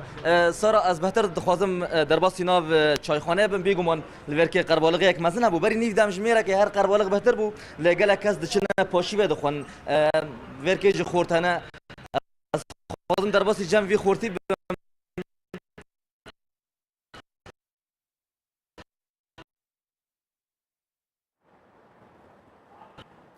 زەردەشت حەمێ لە هەولێرەوە لەگەڵمان بووی زۆر سپاس پەیوەندیەکەت پچرا بەڵام بەشێکی ناو بازاڕەکەمان بینی بە تایبەت چاخانەکانیش کە خەڵک لەوێ ئامادەن و ئێستاش زۆربەی خەڵکەکە سەرقاڵی خواردنی پارشەوەن جارێکی ترە گەڕینەوە لای مامۆستا دڵشاد و درێژە بە قسە و گفتوگۆکانمانە دەین مامۆستاگە پرسیاری ئەوەت لێ بکەم هەر باسی تۆڕە کۆمەڵایەتیەکانمان کرد باسی ناوزڕاندنمان کرد بەڵام ئەوەی کە هەیە بێگومان زۆر لەوە زیاترەوەی کە لە کۆمەڵگەی ئێمە ئەکرێەوەی لە تۆڕە کۆمەڵایەتەکان ئێستا ئەنجامەدرێت سزای و کەسانە چییە کە پرسیاری ئەوەم لێ کردی لە ئاینی ئیسلام ئەوانە چونکە ئاماژەت بۆ کرد کە سزای ئەو کەسانی کە نهێنیەکە لای چەند کەسێک ئاشکراکەن گەورەی هی ئەوان ئەبێت چی بێت بە خۆتە زانی مەسەلەن باسی تۆڕە کۆمەڵایەتیەکانمان کرد ئەو کەسانە و ئەو بەڕێزانەی کەوا ئەبینین زۆر جاری وا هەیە گرتە ڤیددیۆ دروستەکەن بۆ ئافرەت یا بۆ کەسیانیشی تر یا بۆ پیاو یا بۆ گەنجێک یا بۆ کەسێکی تر بۆ ئەوەی شخصیات و کەسایەتی ئەو کەسە لە ناو کۆمەلگادا لەکەدار بکەن ئایا ئەوانە لە سزا و لە عیقابی خوای گەورە و میهرەبان ناترسێن ئایا نازانن کەوا سزای ئەو کەسانە چییە کە دووزمانی ئەکەن یان کە بوختان بە خەڵک ئەکەن سزای ئەو کەسانە چییە کە ئەبنە مایەی لە ناوچوونی ژیانی کەسێک ئەبینی زۆر جار هەیە لە تۆڕە کۆمەڵایەتیەکان گرتەی ئافرەتێک بڵاوەکەنەوە کەس و کاری ئەو ئافرەتە وەکو دابوونەریتێکی خۆیان منطقەی خۆیان ئەبینین هەڵستن بە لەناوبردننی ئەو ئافرەتە ئێکەواتە ئەوە کوشتنی ئەو ئافرەتە کەتە ئەستۆی ئەو کەسەی کە ئەوەی بڵاو کردوتەوە بەڕاستی نازانم یعنی زۆرم لا سەیرە خەڵکی ئێمە تۆڕە کۆمەڵایەتەکان کە بەکار دێنێ تەنها بۆ عیبگرتنە تەنها بۆ شەرمەزارکردنە تەنها بۆ لەکەدارکردنی کەسی بەرامبەرە بەڕاستی لە سەردەمی پێغەمبەر صلی الله عليه وسلم نوێژی بەیانی بوو کوڕەگەنجێک بە هەموو دەنجی هاواری کرد گوتی یا رسول الله طهرنی ئەی پێغەمبەری خوا پاکم بکەوە پێغەمبەری خوا پرسیاری نەکرد ینی بفەرموویە لە چی پاکت بکەمەوە فەرمووی اذهب واسكت واستغفر الله بڕۆ بێدەنگ بە لە نێوان خۆت و خوددا تەوبە بکە جاری دووەم گەنجەکە دیسان هاتەوە ئەوە حەزرەتی ئەبوو بەکر حەزرەتی عومەر حەزرەتی عەلی ئەوانە هەمویان لە خزمەت پێغەمبەری دانا زۆربەی زۆری سەحابەکان لە دەوروبەری پێغەمبەرینە یەک کەس تەداخل ناکە بۆ چونکە تێگەیشتینە ئەزانن ژیان چییە ئەزانن کەسایەتی مرۆڤێک چییە ئەزانن مەکانەتی مرۆڤێک چییە ئەزانن لەکەدارکردنی مرۆڤێک چییە بۆیە زاری دووەمیش دێتەوە لای پێغەمبەر صلی الله علیه وسلم ئەفەرمێ یا رسول الله طهرنی ئەی پێغەمبەری خوای پاکم بکەوە پێغەمبەر دیسان پرسیاری لێ نەکرد نەیفەرموو بۆ پاکت بکەمەوە لە چی پاکت بکەمەوە بزانە حکمت لەوە چییە لە حکمت لەوە ئەوەیە ئەو پیاوە عیبی خۆی داپۆشێ پێغەمبەر بەڵگەی بۆ دێنێتەوە پێغەمبەر پاساوی ئەدا پێغەمبەر پەنای ئەدا دیسان پێغەمبەر فەرمی بڕۆ لە نێوان خۆت و پەروەردگارت تەوبە بکە دیسان گەنجەکە ڕۆیشت و دیسان گەڕاوە دیسان هاواری کردەوە فەرمووی یا رسول الله طهرنی ئەی پێغەمبەری خۆی پاکم بکەوە دیسان پێغەمبەر نەیفەرمووی لە چی پاکت بکەمەوە جاری چارەم دیسان گەنجەکە ڕۆیشت و هاتەوە فەرمووی ئەی پێغەمبەری خۆی پاکم بکەوە پێغەمبەر فەرمووی لە چی پاکت بکەمەوە ئەوە جاری چارەم گوتی ئەی پێغەمبەری خوای کەتیمە ناو زینا پێغەمبەری خوا دیسان بەڵگەی بۆ دێنیتەوە فەرمووی یا عمر ئەشەریبە خەمڕەن ئایا ئەو پیاوە عارەقی نەخواردیتەوە سەرخۆش بی ئاگای لە خۆ نەبی ئەفەرمێ فەستەنکەهە عمر ئیمامی عمر بۆنی کرد فەرمووی ما شەریبە خەمڕەن یا ڕەسوول الله ئەی پێغەمبەری خوای ئەو پیاوە عارەقی نەخواردیتەوە مەشروبی نەخواردیتەوە فەرم دیسان بەڵگەی بۆ دینیتەوە فەرمووی ئەبیهی جنونون ئایا ئەو پیاوە عەقڵی تەواوە ئایا شێت نییە عەقڵی لەدەست نەداوە تەواوە فەرمووی لەیسە بیهی جنون یا ڕەسوول الله مەبەستم لەو بەسەرهاتەی کە بۆ بەڕێز ئەژێرمەوە مەبەستم چییە بزانە پێغەمبەری خوا سێ جار کوڕە گەنجەکە دەسید ئیعتراف لەسەر خۆیەکە دان بە تاوانی خۆی دادەنێ پێغەمبەر صلی الله عليه وسلم پێی ئەفەرمێ بڕۆ لە نێوان خۆت و خوادا تەوبە بکە جاری چارەم بەڵگەی بۆ دینیتەوە فەرمێ عارەقی نەخواردیتەوە مەبادا ئاگای لە خۆ نەبی جاری پێنجەم بەڵگەی بۆ دێنیتەوە پەنای ئەدا فەرمێ ئایا عەقڵی تەواوە ئایا ئەو مرۆڤە شعوری لەدەست نەدایە ئەوە چییە ئەو هەموو بەڵگانی بۆ دێنیتەوە پێغەمبەری خوا بۆ ئەوەی ئەو پیاوە پەردە لەسەر کەم و کوڕیەکەی خۆی دابنێ پەردە لەسەر کەم و کوڕیەکەی خۆی دابنێ کەواتە ئاینی پیرۆزی ئیسلام یعنی زۆر زۆر پێداگیری لەسەر ئەوە ئەکاتەوە کە مسلمان عیبی مسلمان بپۆشێ مسلمان نهێنی مسلمان بپۆشێ مسلمان ئەبینین لە زەیەکی دانیشتی لە ماڵێکی یعنی بڕوا بکە یعنی مرۆڤ متمانەی بە دەوروبەر نەمایە ئەبینین لە ماڵێکی دانیشتی لە مەجلیسێک قسە ئەەکەی یەکێک لە خوارەوە یان دوو کەس کامیرەی مۆبایل یان دانایتەوە بەردەوام لە چاودێریدان بۆ ئەوەی ئەگەر تۆ قسەیەکت کرد فەوری بچن ئەو قسە بڵاوکەنەوە یعنی وای لێ هاتیە کە ئەچێ سەردانەکانیش ناتوانانی بە ئازادانە تۆ قسە بکەیت چونکە سرت بوویتە مراقەبە ئەو لایەت بوویتە مراقەبە تەنیشت بوویتە مراقەبە هەموو لایەکت بوویتە چاودێریکردنی خەڵک پێغەمبەر صلی الله عليه وسلم ئەفەرمێ من راقب الناس مات هەمًا هەر کەسێک کە چاودێری خەڵک بکە بە غەم و پەژارە سەر ئەنێتەوە بۆیە چاکتر وایە ئەوانەی کە لە دوای ئاشکراکردنی کەم و کوڕی خەڵکن عیب و عاری خەڵکن یعنی لە دوای خۆچاکردن بن لە دوای چارەسەرکردنی عیبەکانی خۆیان بن چونکە یەک دنیا عیبیان هەیە بەڵام عیبەکانی خۆیان نابینن عیبەکان و کەم و کوڕیەکانی خۆیان نابینن باشە کەسانێک هەن بەنهێنی چاودێری کەسانێکی تر ئەەکەن ڕەنگە کەسانی ئەو کەسانەی دیکە باسی بکەن بڵێن ئەو کەسەوایە وای کرد ئەمەوە بەڵام کەسانێکی کە بەنهێنی بەردەوام کاریان چاودێریکردنی خەڵکە بۆ ئەوەی وەکو ئاماژەت پێکرد نهێنیەک ئاشکرا ببێت سزای ئەم کەسانە چیان لە ئاینی ئیسلام چۆن باسییان کراوە سەردەمی پێغەمبەری صلی الله عليه وسلم ئێکە کات لە دەرگایدا پێغەمبەر فەرمووی چێیە فەرمووی فڵان کەس دیسان لە دەرگایدا پێغەمبەر فەرمووی چێیە فەرمووی فڵان کەس پێغەمبەر فەرمووی فڵان کەسم دەبڵێ من فڵان کەسم ناوم ئەوەیە تەماشاکە لێرە پێغەمبەری خوای صلی الله عليه وسلم چی فێرەکە یعنی ئەوەمان فێر ئەکا کە یەکەم ئێمە لە خۆ ناساندن بەو پەڕی وەچی زاراوەی ئێستا پێڵین پرۆفیشناڵ بەو شێوەیە بینین لە سەردەمی ئیمامی عومەر خەبەریان هێنا بۆ ئیمامی عومەر هەواڵیان بۆ هێنا کە کوڕە گەنجێک عارەقە خواتەوە باشە ئەوە لە میانەی ئەو بەسەرهاتەی من وەڵامی زەناتە دەمەوە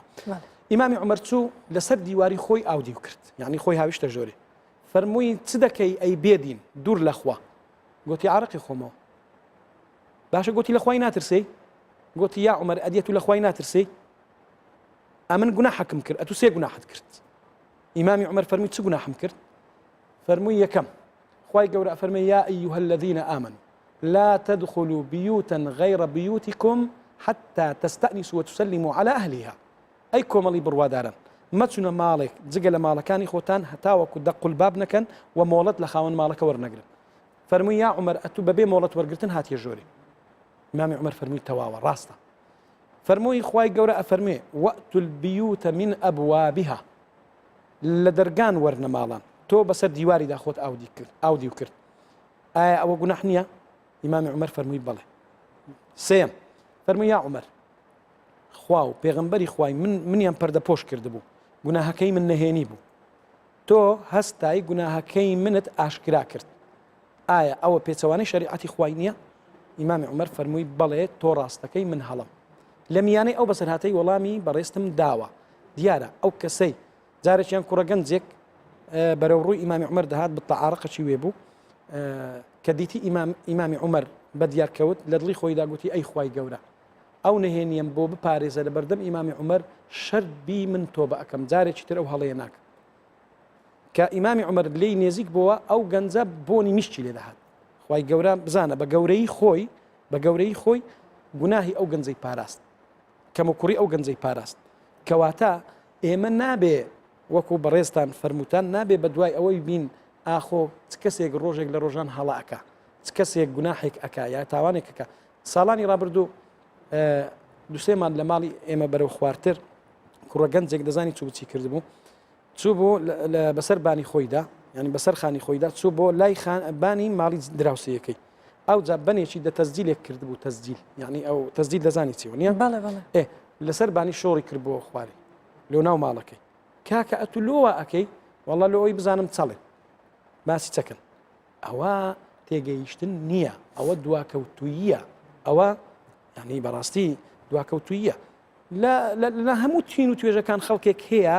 زمانی بەوە فێرە کە دانیش لە مەزلیسێک بڵێ فلانکەس وای کرد فیسار وای کرد ئەوە فلانکەس ئاوا بوو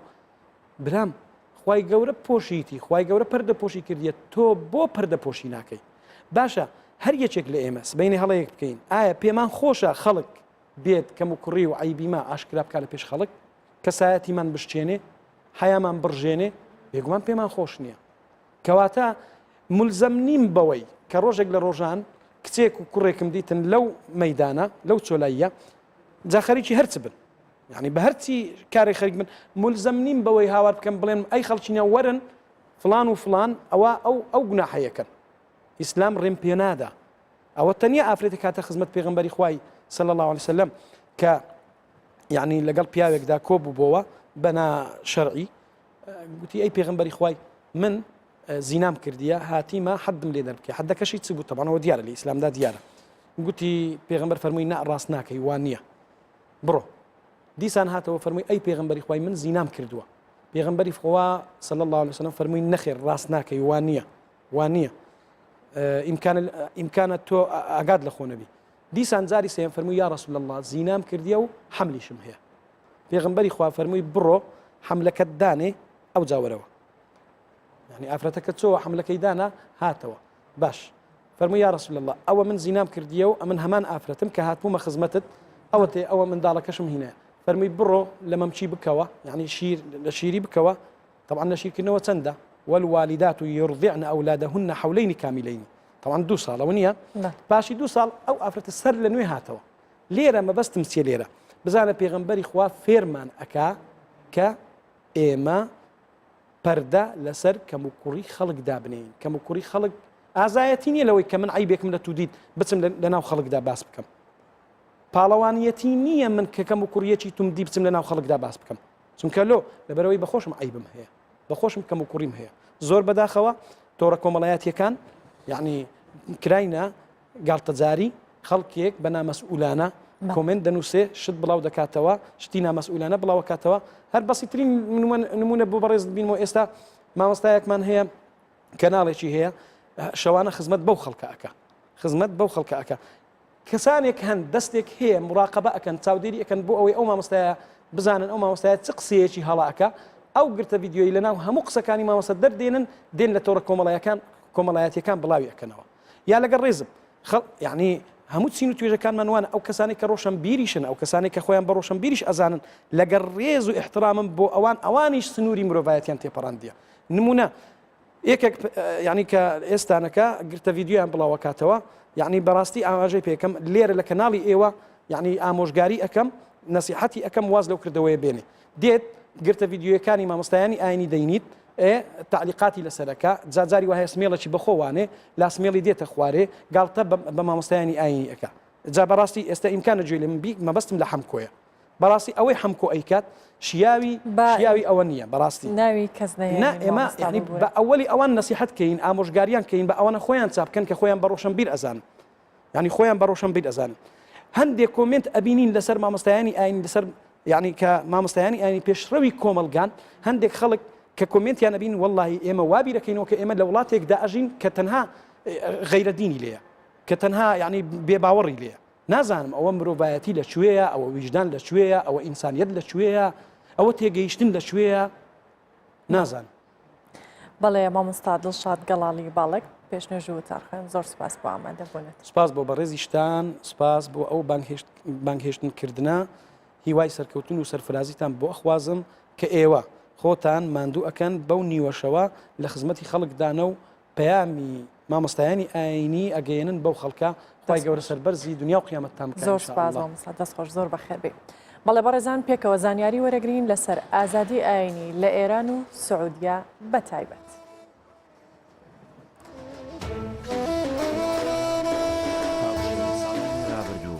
وەزارەتی دەرەوەی ئەمریکا راپۆرتی ساڵانەی خۆی لەسەر ئازادی ئاینەکان لە وڵاتان بڵاو کردەوە. خۆشحاڵم بەوەی کە ویلایەتە یەکگرتووەکانی ئەمریکا یەکەم وڵات بووە کە راپۆرتی ساڵانەی لەبارەی ئازادی پێڕاوکردنی ئاینەوە هەبووە. ئازادی ئاینی مافی هەموو تاکێکە. کۆمەڵگە دەتوانێت بڕیار لەسەر هەڵبژارنی ئاینەکەی بدات، ئەم مافە نابێت لە کەس وەربگیرێت. ئێمە وڵاتانێکمان دەوێت گرنگی بدات بە ئابووری خۆی و واز لە شەڕی قەومی و مەزهبی بهێنێت، چونکە نەبوونی ئازادی دین وا دەکات تیرۆریست پەیدا ببێت، دواتر ببێتە مەترسی بۆ سەرجیهان. بەپێی راپۆرتەکە هەردوو وڵاتی سعودیە و ئێران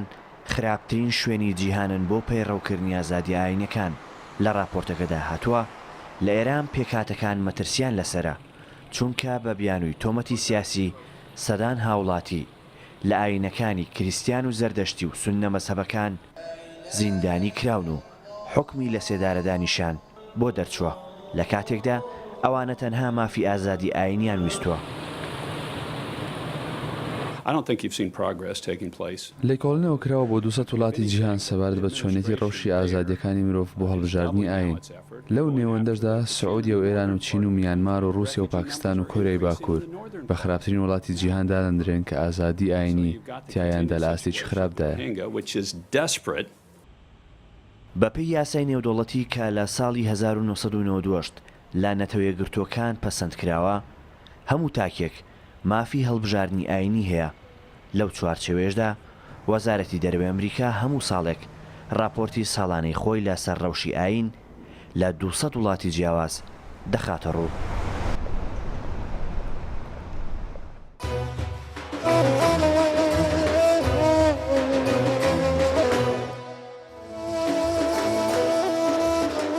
بەردەوامی لەگەڵتان و ئەچینە تەوەری هونەری ئەم شەومان کە باس لە میوزیکەکەین و کاریگەریەکانی لەسەر مرۆڤ چییە؟ ئەزانین لە دنیای پێشکەوتوو لە جیهان بەگشتی بایەخێکی زۆر بە میوزیکە درێت وەکو سەرچاوەیەک بۆ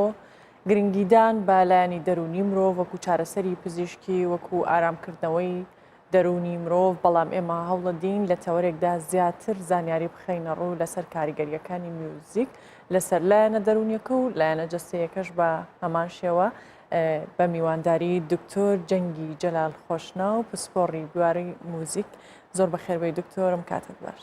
زۆر سپاسی جەناب شتان دەکەم کە ئەمڕۆ میوانداریتان دیێرەکردم بۆی قسە لەسەر موزیک بکەین. بەڵێ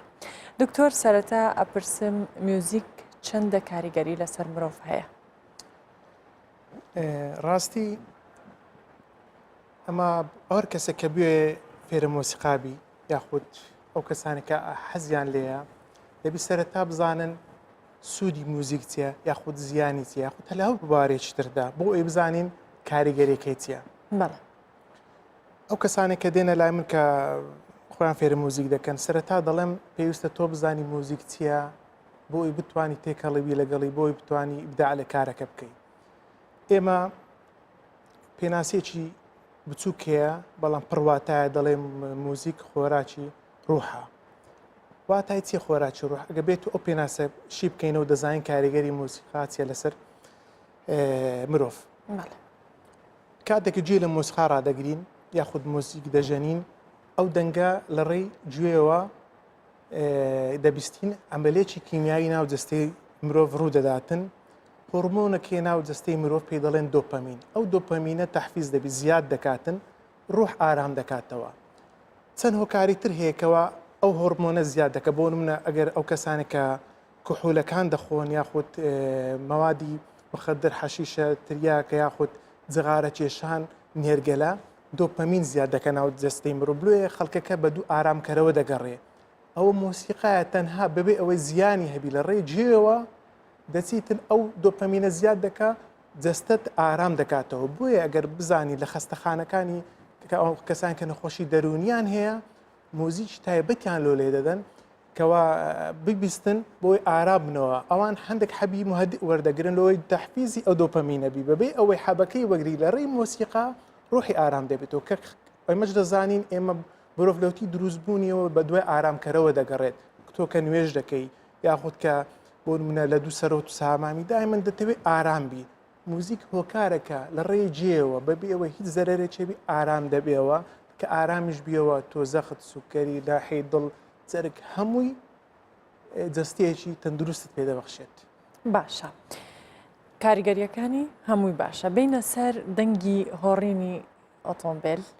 مۆلیدا دەنگە بەرزەکان دەنگی ماتۆڕ ئەمانە چەندە با بڵین پێچەوانەی دەنگی موزیکە بڵێ مرۆڤ دوو ڕێگای هەیەکەوە زانیاریەکان دەگوازێتەوە بۆ ناو جەستەی مرۆڤ یەکیان چاوە یەکیان گوێیە دەنگ لە ڕێی گوێچکەوە دەگوازرێتەوە ئێمە ئەگەر تەمەشا خەڵکی ڕۆژهەڵات بکەین ئەوانەی کە تەمەنیان دەگەنە 50 ساڵی کێشەی گوێچکیان بۆ دروست دەبێت شەو خەوی لێ ناکەین دەرێ نۆیزم هەیە دەستە دکتۆر نازانانی مشکلەیە دەستە زگ فەقەرات ئەنۆقی ئەشیعی نازانم دەگری یەک لەو هۆکارانەی کەەوە ئەو نۆزەیە چییە دەنجی بەرزە بۆ نمونە بدەنجی مۆلیدەیە دەنجی هۆڕنا بۆ منە بزێفەی پرچەکە دەنجی بەرزترا پێوەرەك هەیە کە پێوەری دەنجی پێ دەڵێن چۆن ئەت پێوەری لێخڕنی سیارە کیلۆمەترە پێوەرەکی پێوەری دەنگ پێ دەڵێن دیسیبڵ ئەو دیسیبڵە چییە جێی مرۆڤ هەتا هەفتە ئاساییە لەسەرەوەی هەفتە جێت لە ژێر هەڕەشەیە ئێمە کە لە نێو بازار دەڕۆی ماوەکاندی توێژینەوەیەکم کرد گوتم زانم لە ناو شاری هەولێر دەنگ چۆنە هەمووی لە 100 بوو هەمووی چل دەرەجە لە سەروی خۆمانە بۆ منەکە ماتۆڕێک دەڕوا هۆڕن لێ دەرترافکلایت کە دەبتە کەسێک 20 کەس هۆڕ لێدا ئەوە بە شێوەیەکی ناڕاستە خۆ جێت لە شە هەڕەشەیە تۆ کە دەچێت نایت کلاپەک دەنگ بەرزە دەچیا هەفلەی بووە گواستنەوە دەنگ بەرزە ئەچێت تازیێب دەنگ بەرزە دەنجی مکەبیڕەکانی مزگەفت بەرزە ئەوانە هەمووی لەسەرەوەی گوێچکەی مرۆڤن منەچکە لۆ بینمەوە بۆ منە تو لایتێک لە ناو چاوی تۆ دەدەم ڕووناچەکەی سروشتی نیە چاوت قەپا دەکەی بەڵام گوێ دەبی لەمە گوێچکەمادانێن بۆ نمەکە لە بازار دەڕۆی دەکرێم هەرجی گەنجەم لەسەر جێنبی بۆیە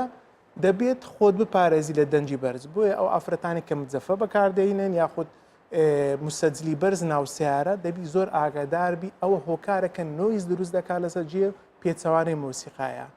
هەر دەنگێک سروشتی بوو ئاساییە بەڵام دەنگێک کە دروست کراوی مرۆڤە هەڕەشەیە بۆ سۆرجێ مرۆڤ باشە ئەکرێت ئێستا گوێمان لە دەنگێکی ئارامکەرەوە بێ مانجی ڕەمەزانە دەمێت تەلعال بەدر عەلەینا عەزف دەکەین لەگەڵ تەقسیمەکی ڕێک جەوەکی سۆفی گەراتی تێدا دیار بێت دەستخۆش.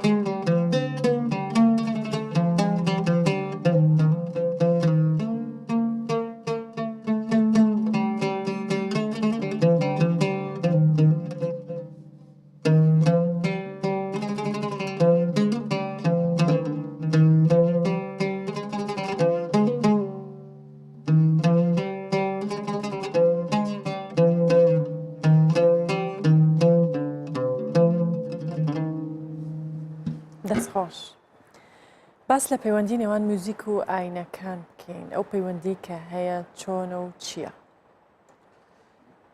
پەیوەندی نێوان موزیک و ئاین من پێشماوەیەک سیمینارێکم لەسەر پەیوەندی نێوان موزیک و ئاینی ئیسلام لە ناو وەزارەتی ئەوقاف ئەنجامدە بە چاودێری وەزیری ئەوقاف دکتۆر پشتیوان کە نزیکەی 100 مامۆستای ئاینی و قورئان خوێن بەشداربوون لە سیمینارەکە بە مانگی بوو لەگەڵ قورئان خوێنانی هەولێر باسمان لە پەیوەندی نێوان موزیک و ئاین کرد تا چەند ئاین خزمەتی موزیکی کردووە هەروە تا چەند موزیک خزمەتی ئاینی کردووە دواتر چۆن سوود لێرەوەگرین لەگەڵ مامۆستایان باسی قورئان خوێنمان کرد باسی بانگدانمان کرد مەولود تازیە ئەگەر سەرنج بدەین مۆسیقا بەخۆی لە حەفت دەنگ پێک دێتن دۆ ڕێمی فاسۆلاسی لە هەر بوارێشتر ئەو حەفت دەنگە بەکار هاتەوە کەواتە تۆ مۆسیقات بەکارینە ئەو جا تو ناوی لێدەنێ مۆسیقا ناوی لێدەنێ بەحر ناوی لێدەنێ ئاواز تۆ مۆسیقات بەکارینە ئێمە ئەگەر گوێ لە بانگدان ڕابگرین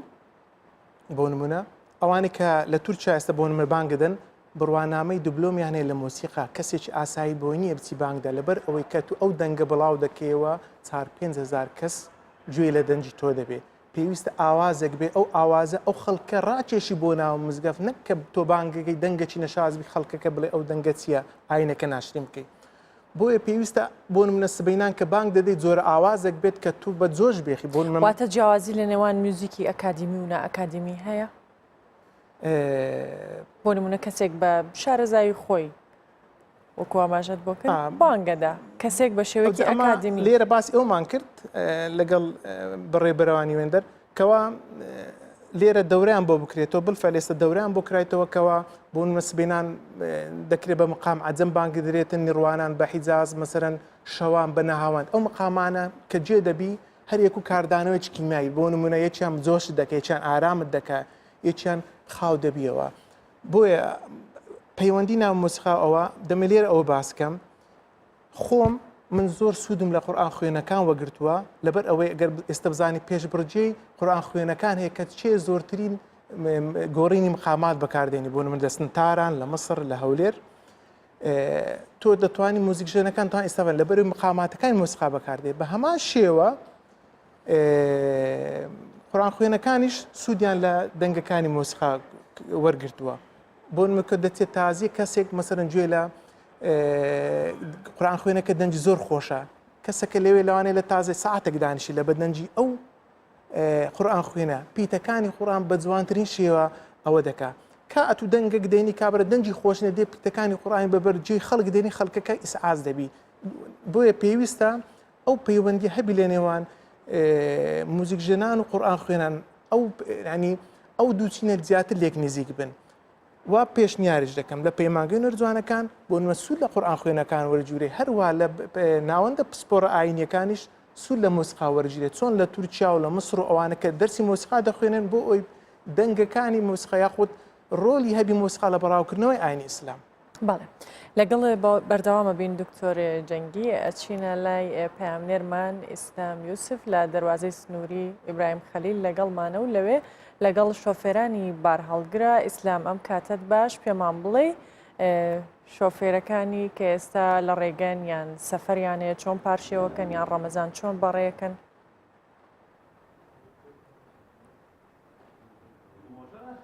بله سارا دەمێتەش باش بتن دیارە وەکتا ئاماژە بوو کردی ئەس لە کۆمەلگا نێودەوڵەتیە ئیبراهیم خەلیلمنا لێژبەرتێک چوونە کەشوهەوایی کۆنەهاڵ زاخۆل براهیم خەلیل هەڕووبایەکی زێدە تێت ینی بارانێکە خۆش دێت ئەم نەچار بوون کوش دەرڤە بێنێت ماڵ ڤەتناڤا پانزینخانەیەکیدا دیارە ئەلڤێ درێژی ڕۆژانە bi سەدان شفێرên Bakurê Kurdistanê ew ên ku barîjî Tirkiyeyê tînin çiş bûyî başûra naverasta Iraqê be çiş bûyî herêma Kurdistanê be bi vê rêkê de hatine çûnê dikin. Êdî di Remezanê de neçar dibin carna li ser riyan paşîva bixwin û carna jî di nava panzînxaneyan da helbete barana îro jî ew neçar kirin ku bênit hola vê panzînxaneyê de li vê dirê paşîva xwe bixwin. Min vê çime aliyê wan sara zêdetirê çaxê we bixêr be bizanin hîn digel Remezanê çawanin rojiyê we çawa derbas dibin şofêriyê de çende zehmet e hêsan e والله الحمد لله شفرتي يعني مرة روجي بقري شفرتي نسورنا إرادة خدي تعالى يردمجي مرة دبي بيشك زوري شفرتي وقتا روجي بقري وشفرتي بيشك زوري توكلي بخدي مرة تيني يعني روجي خوش دشي قربون نيني الحمد لله شكرش خديري هن روجي چند ساعة چند دمجمرة شفريت كنو بروجينا تقريبا 12 ساعات ام شفرتي اخذكن چونکه امتين قمرقا خليل ابراهيم اوراقي مهنن حتى معملي ما ام تشيدكن ام بين شجرة ام دچنوتين مشكلة الوري هناك زحمتي الوري زور سپاس بتبله اگر از بحث بكماني نشكي داري هاتنا خلكي كرا باكوري كردستان هنا ام قزلت انا ام جرنا مدرن باري اسطنبولي حتى سليمانية حتى اربيلي كركوكي وان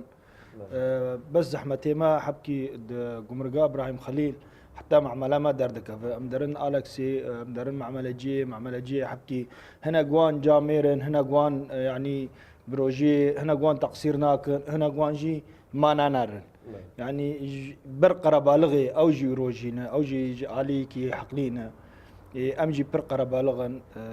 قال لك امدرن تند علي الكسي علي برا علي معملة جيه جفردجي وقتها مدكفن صحيت وزي حتى مدرن جزي خورات زين وامتين حبكي دورة ام دخوازن مثلا جي اي برا ام راد زين برا حبكي نيزيك بجبو عربي ما جبو خوشتر به اگر زيادتر بحثا خارنه يمكي بكم يعني الفيني خارنه وكي هوال دوات شد كن هلبته خارنه بيرك يوا خوشترن انا ابي كوهنج در بد وخدي هنا قوان اي بيركي خوشتر هنا قوان خوش تشي دكن شبيركي خوشتر تشي دكن يجي ام دوام لي 200 فاندر انا ام علمينا ام دوام لي ام شخور تشي دكن ام جي ام بين بلكي شبيرك ام خوشتر تشي دكن بله يعني الدفير رياضة سريانا شوفيرين نعلمينا بلكي جارنا هن المالي جبو بيركي خوش تشي اري جبو بيركي خوشترم تشي دكن جارنا ام درن مال اخوا ام بين شبيركي ام بين هواي فلان تشتيني ام تشيكن ادبي ام نزانن يجي ام دوام لي 24 ساعات ام ريدنا عافية جاني وابتن زور سواس اگر تدر فتام ديكاك هفال اگر بس تو بزفري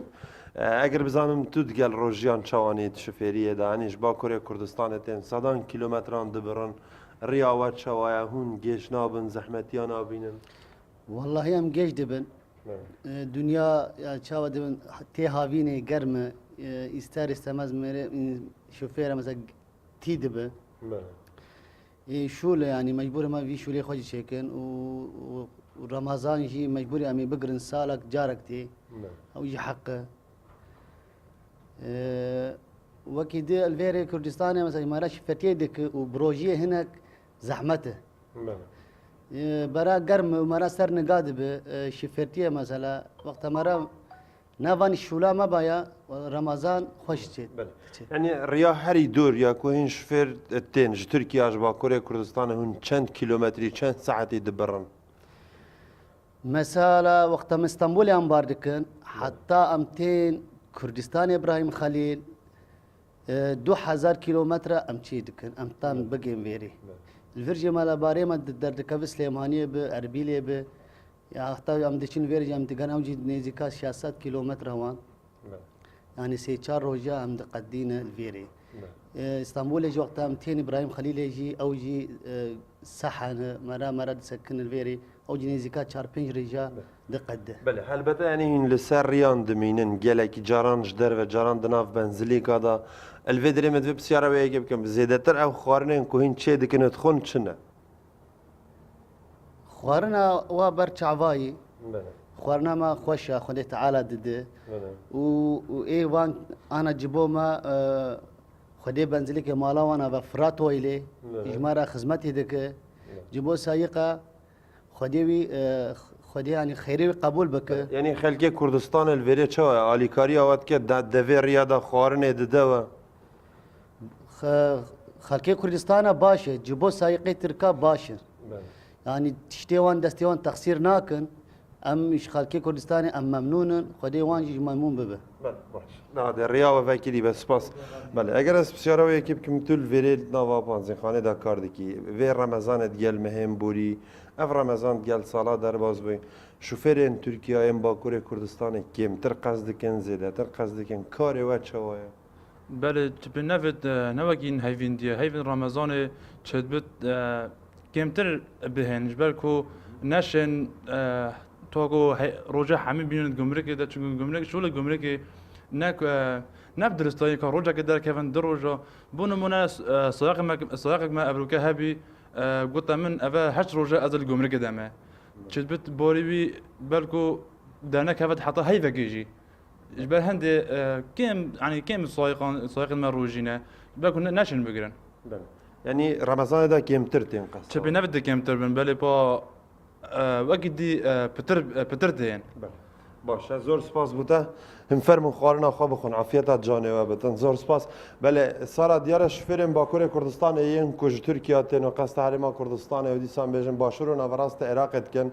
به وی رنگی پاشیوین خواف داره خواه دنوا پانزین خانه اندا گرک جاران لسر جاده ان ماسین خواه میزه خواه داتین و خارن خواه دخون البته ایرو جینها لبراهیم خلیل بارانه که گلک زورته یعنی کس نکارش در و بمینه دیسان با که پرپیز دیدن بریسی لیدن اجبر وینا که جی ایرو که پرانیا شوفران نچار بوینه کدنا و پانزین خانه آن جهین گرتی دا باشی و خواب بخون بەڵێ ئیسلام یوسف لە ئیبراهیم خەلیلەوە لەگەڵمان بووی سوپاس بۆ زانیاریەکانت. بەڵێ بەڕێزان بەردەوام لەگەڵتان و جارێکی ترەگەڕینەوە لای میوانەکەمان دکتۆر جەنگی جەلال پسپۆڕی بواری میوزیک. دکتۆر پرسیاری ئەوە بکەم تا چەند میوزیک ڕنگدانەوەی کۆمەڵگەی لەسەرە؟ بێگومان ئەگەر تەمەشا هونەرمەندان بکەین لە دێرزەمانەوە بەرهەمەکانیان ڕنگدانەوەی کۆمەڵگای لەسەر بۆ نمونە بابەتی دڵداریە، بابەتی شەڕ و شۆڕە، سیاسەتە، بابەتی کشت و کاڵیە. ئەگەر تەمەشە بۆ منە کاوێس ئاغا و حاجی پیرۆ و سەید ئاغای جزیری و مریەم خان و تەمەشە بەرهەمەکانیان دەکەین باسی بەسەرهات و نەهامەتەکانی کوور دەکەین کەوا هەموو کات بێگانەکان لە تورک و عەرەب و لە مەزاهیبەکانی تری کەوا دژی کوور ڕاوەستانە هەرتوە دەوڵەتە زلهێزەکان هەوڵی چەوسانەوەی کوردیان داوە هەوڵیان داوە دەست بەسەر خاچی کوردستاندا بگرن. ئەگە تەمەشا لاوکەکانیان بکەین هەموو کات باسی ئەوە دەکەنکەوە خەڵکەکی زۆر کوژراوە، باسی ئەو مێژوە دەکەنکەوە چۆن بێگانە غەدری لە کوور کردووە و کورد چۆن قەت سۆچی دانە ناوەلۆ دەوڵەتە زلهێزەکان و نە بە پارە نە بە چەک بە هیچ شێوەیەک هەم کات شۆڕش کردووە. بۆیە ئەو بابەتانە ڕنگدانەوەی کۆمەلگە هەموو لەسەر موزیکدا هەبووە بە شێوەیەکی گشتی. باشە ئەکرێت جۆمان لە بەرهەمێکی تر بێ؟ ئەوە مقام دەشتە یاخود شێوتنی دەشت ئەوەش جەوەکی تایبەتی هەیە. بانگدان لە ئێران زۆربەی بە شێوتنی دەوج دەوترێتن.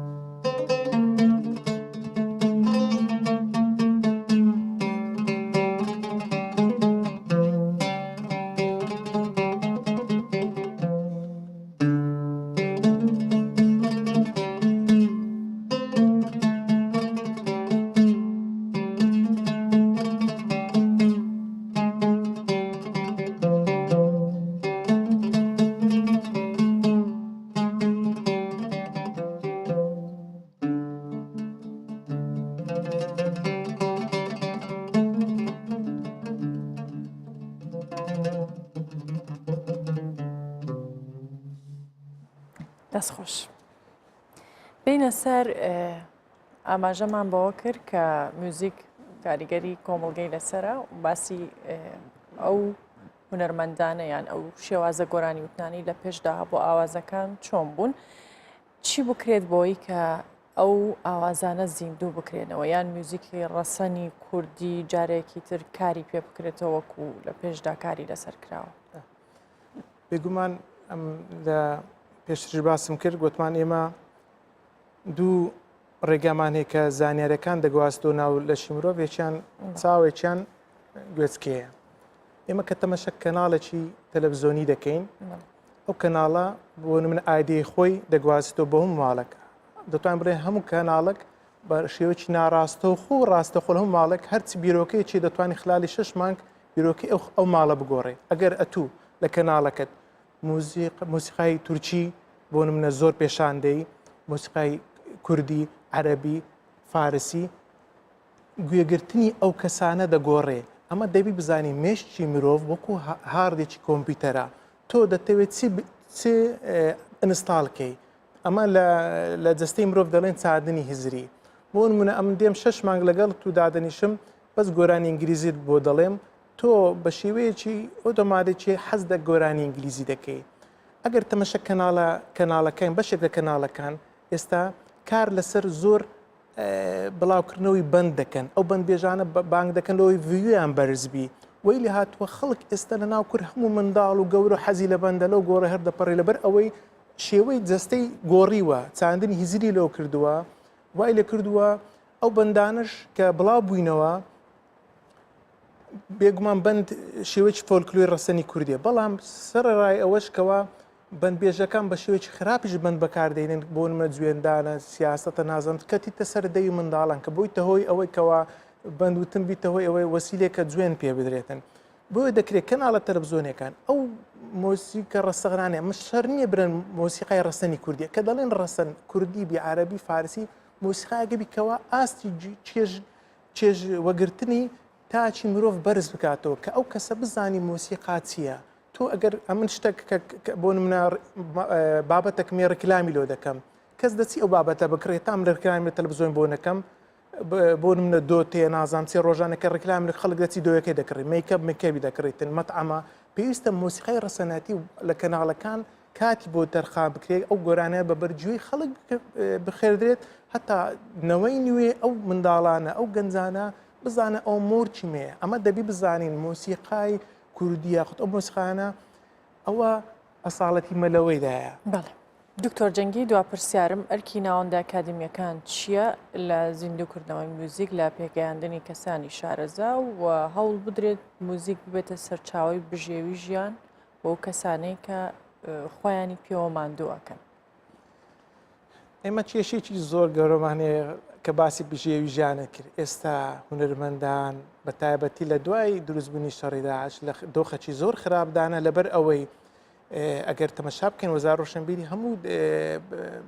ئەو تیپانەیان داخست کەوا خەڵکێک لەوێ کاری هوەری دەکرد بێگومان ئەوانە نەسریان هەبوو لەبەر دەزانین ئەو بارنا واری بەسەر کوردستاندات کێشەی مالیە دروست بوو هەموو تیپەکان داخرا هونەرمەندان ئێستا هەموو لە ماڵەوە هیچ کاریان نییە بۆیە مۆسیقاش لێرە نەکرایتە پیشە بۆ منە کەسێک کە بۆ منە کۆلیش خلاص دەکە پەیمانگا خلاص دەکە ڕۆژێ 10 ساعت تەمرین دەکا کە دەوێ خلاص دەکە نازانی چی بکە نە ئۆرکسترایەکە نە تیپەکە نە شوێنێکی بێت لێ ئازب بکە ئەوە بوویتە هۆکارێک ئەوە کە بچن لە گازی دوێکان لە نادیەکان لە هۆتێلەکان بە مەبلەغێکی کەم ئەو مۆسیقایانە ئەزب بکەن ئەوانە کاری کردوکەوە ئاستی مۆسیقاش دابەزی کۆمەڵگاش ئێستا بە چاوەیەکی خراپ تەمەشە موزیک ژەن دەکاتن کە دەڵی موزیک دەڵێ ها کاری گەعدە دەکەی بۆ منە لە مەزرعەکان لە شوێنانەکان شەوەتە سبینە مۆسیقا هاوکاری ئەو کەسانە دەکەن کە گەعدە بەکاردێنن بوویتە وەسیلەیەک بەداخەوە بە شکل موزیک ژەنان لەبەر بژێوی ژیان بۆ هیوادارم وەزعکە چابی بێگومان دۆخی هونەرمەندانیش باشتر دەبی بۆ ئەوەی بتوانن کارێک تۆمارکەن لە ستۆدیۆ کلیپێک بکەن ئاهەنگێک بجێڕن بێگومان بواری مادی ڕەبتی بە هەموو لایەنێکی کوردستانەوە هەیە بەڵێ دکتۆر جەنگی جەلال خۆشنا و پسپۆڕی بواری میوزیک زۆر سپاس بۆ ئامادەبوون. خۆشحاڵم ئەمڕۆ لە بەرنامەکەتان ئامادە بووینەوە. بەڵێ زۆر سپاس بە هیوای سەرکەوتن و کاری زیاتر. ئەچینە تاران لەوێ لە سنتەری شاری تاران شەقامەکانی ئەوێ لەوێ خواردن ئاماداکرێ وەکو بەربانگ بۆ خەڵکەکە ئەمەش وەکو کللتورێکی ئەو شارایان ئەو ئێران بەگشتی و هەوڵەدەن لەو ڕێگەیەوە ئەم کللتورە زیندوو بکەنەوە گەنجەکان ئاشنا ببن بەم کللتورە ئەویش بە ئامادەکردنی سفرە و خوانێکی گەورە بۆ کەسانێک کە لەوێەوە تێپەڕنیان حەزەکەن بەشداری بکەن پێکەوە زانیاری زیاتر وەرەگرن.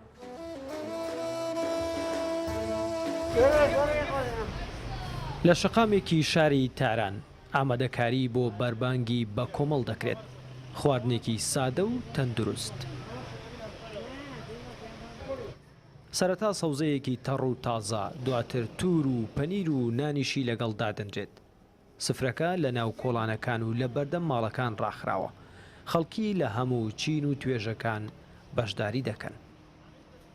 مردم میان از ریز درشت از فقیر و دارا خەڵک لە هەموو چین و توێژەکان لە دەوڵەمەند و فەقیر دێنە ئێرە ڕۆژەکان لێرە دەکەنەوە ئەوانەشی کە دەیانەوەی خێر بکەن بەشدار دەبن لە ئامادەکردنی ئەم سفرەی بەربانگە خوا پشتیوان بێت بۆ ساڵانی داهاتوش بەردەوام دەبین. جوونا مثلا جوونا داریم کم کم ازشون استفاده میکنیم اینجا. خواردنی ئەم ئێوارەیە ئاشی ڕشتە و سەوزە و پەنیر و نانە. خەڵکی زۆر حەزیان لەو خواردنە سادەیە. زۆربەی جار خێزانەکان ناچنە ماڵەوە دێن لەسەر ئەم سفرەیە دادەنیشن و بەربانگ دەکەنەوە. من با خانواده چند شب پیش از اینجا رد می شدم. چەند شەوێک لەمەوبەر لەگەڵ خێزانەکەم لێرەوە تێپەڕین بینیم لەسەر شقامەکە بەربانگ دەکەنەوە منیش خواردنە سادەکەیانم زۆر بەلاوە جوان بوو کە نان و پەنیر و ئاشی ڕشتەیە بە خێزانەکەمم وت ئێوارەیەک دەچین لەوێ بەربانگ دەکەینەوە بەربانگێکی زۆر خۆش بوو. خیلی هم خوش گذشت. دوای 16 کاتژمێر لە بەڕۆژوبوون و خواردنی نانێکی بەتام چایەکی گەرم ماندوویەتی ڕۆژەکەت لەبیر دەباتەوە. ڕۆژوانان دەڵێن ئەم سادەیە تاموچێژێکی زیاتر بە مانگی ڕەمەزان دەدات. پەیامی ڕەمەزانیش خواردنی ژەمێکی سادە و تەندروستە نەوەکو زیادە ڕۆیی و خواردنی ناتەندروست. نەریمان هەورامی کوردستان 24.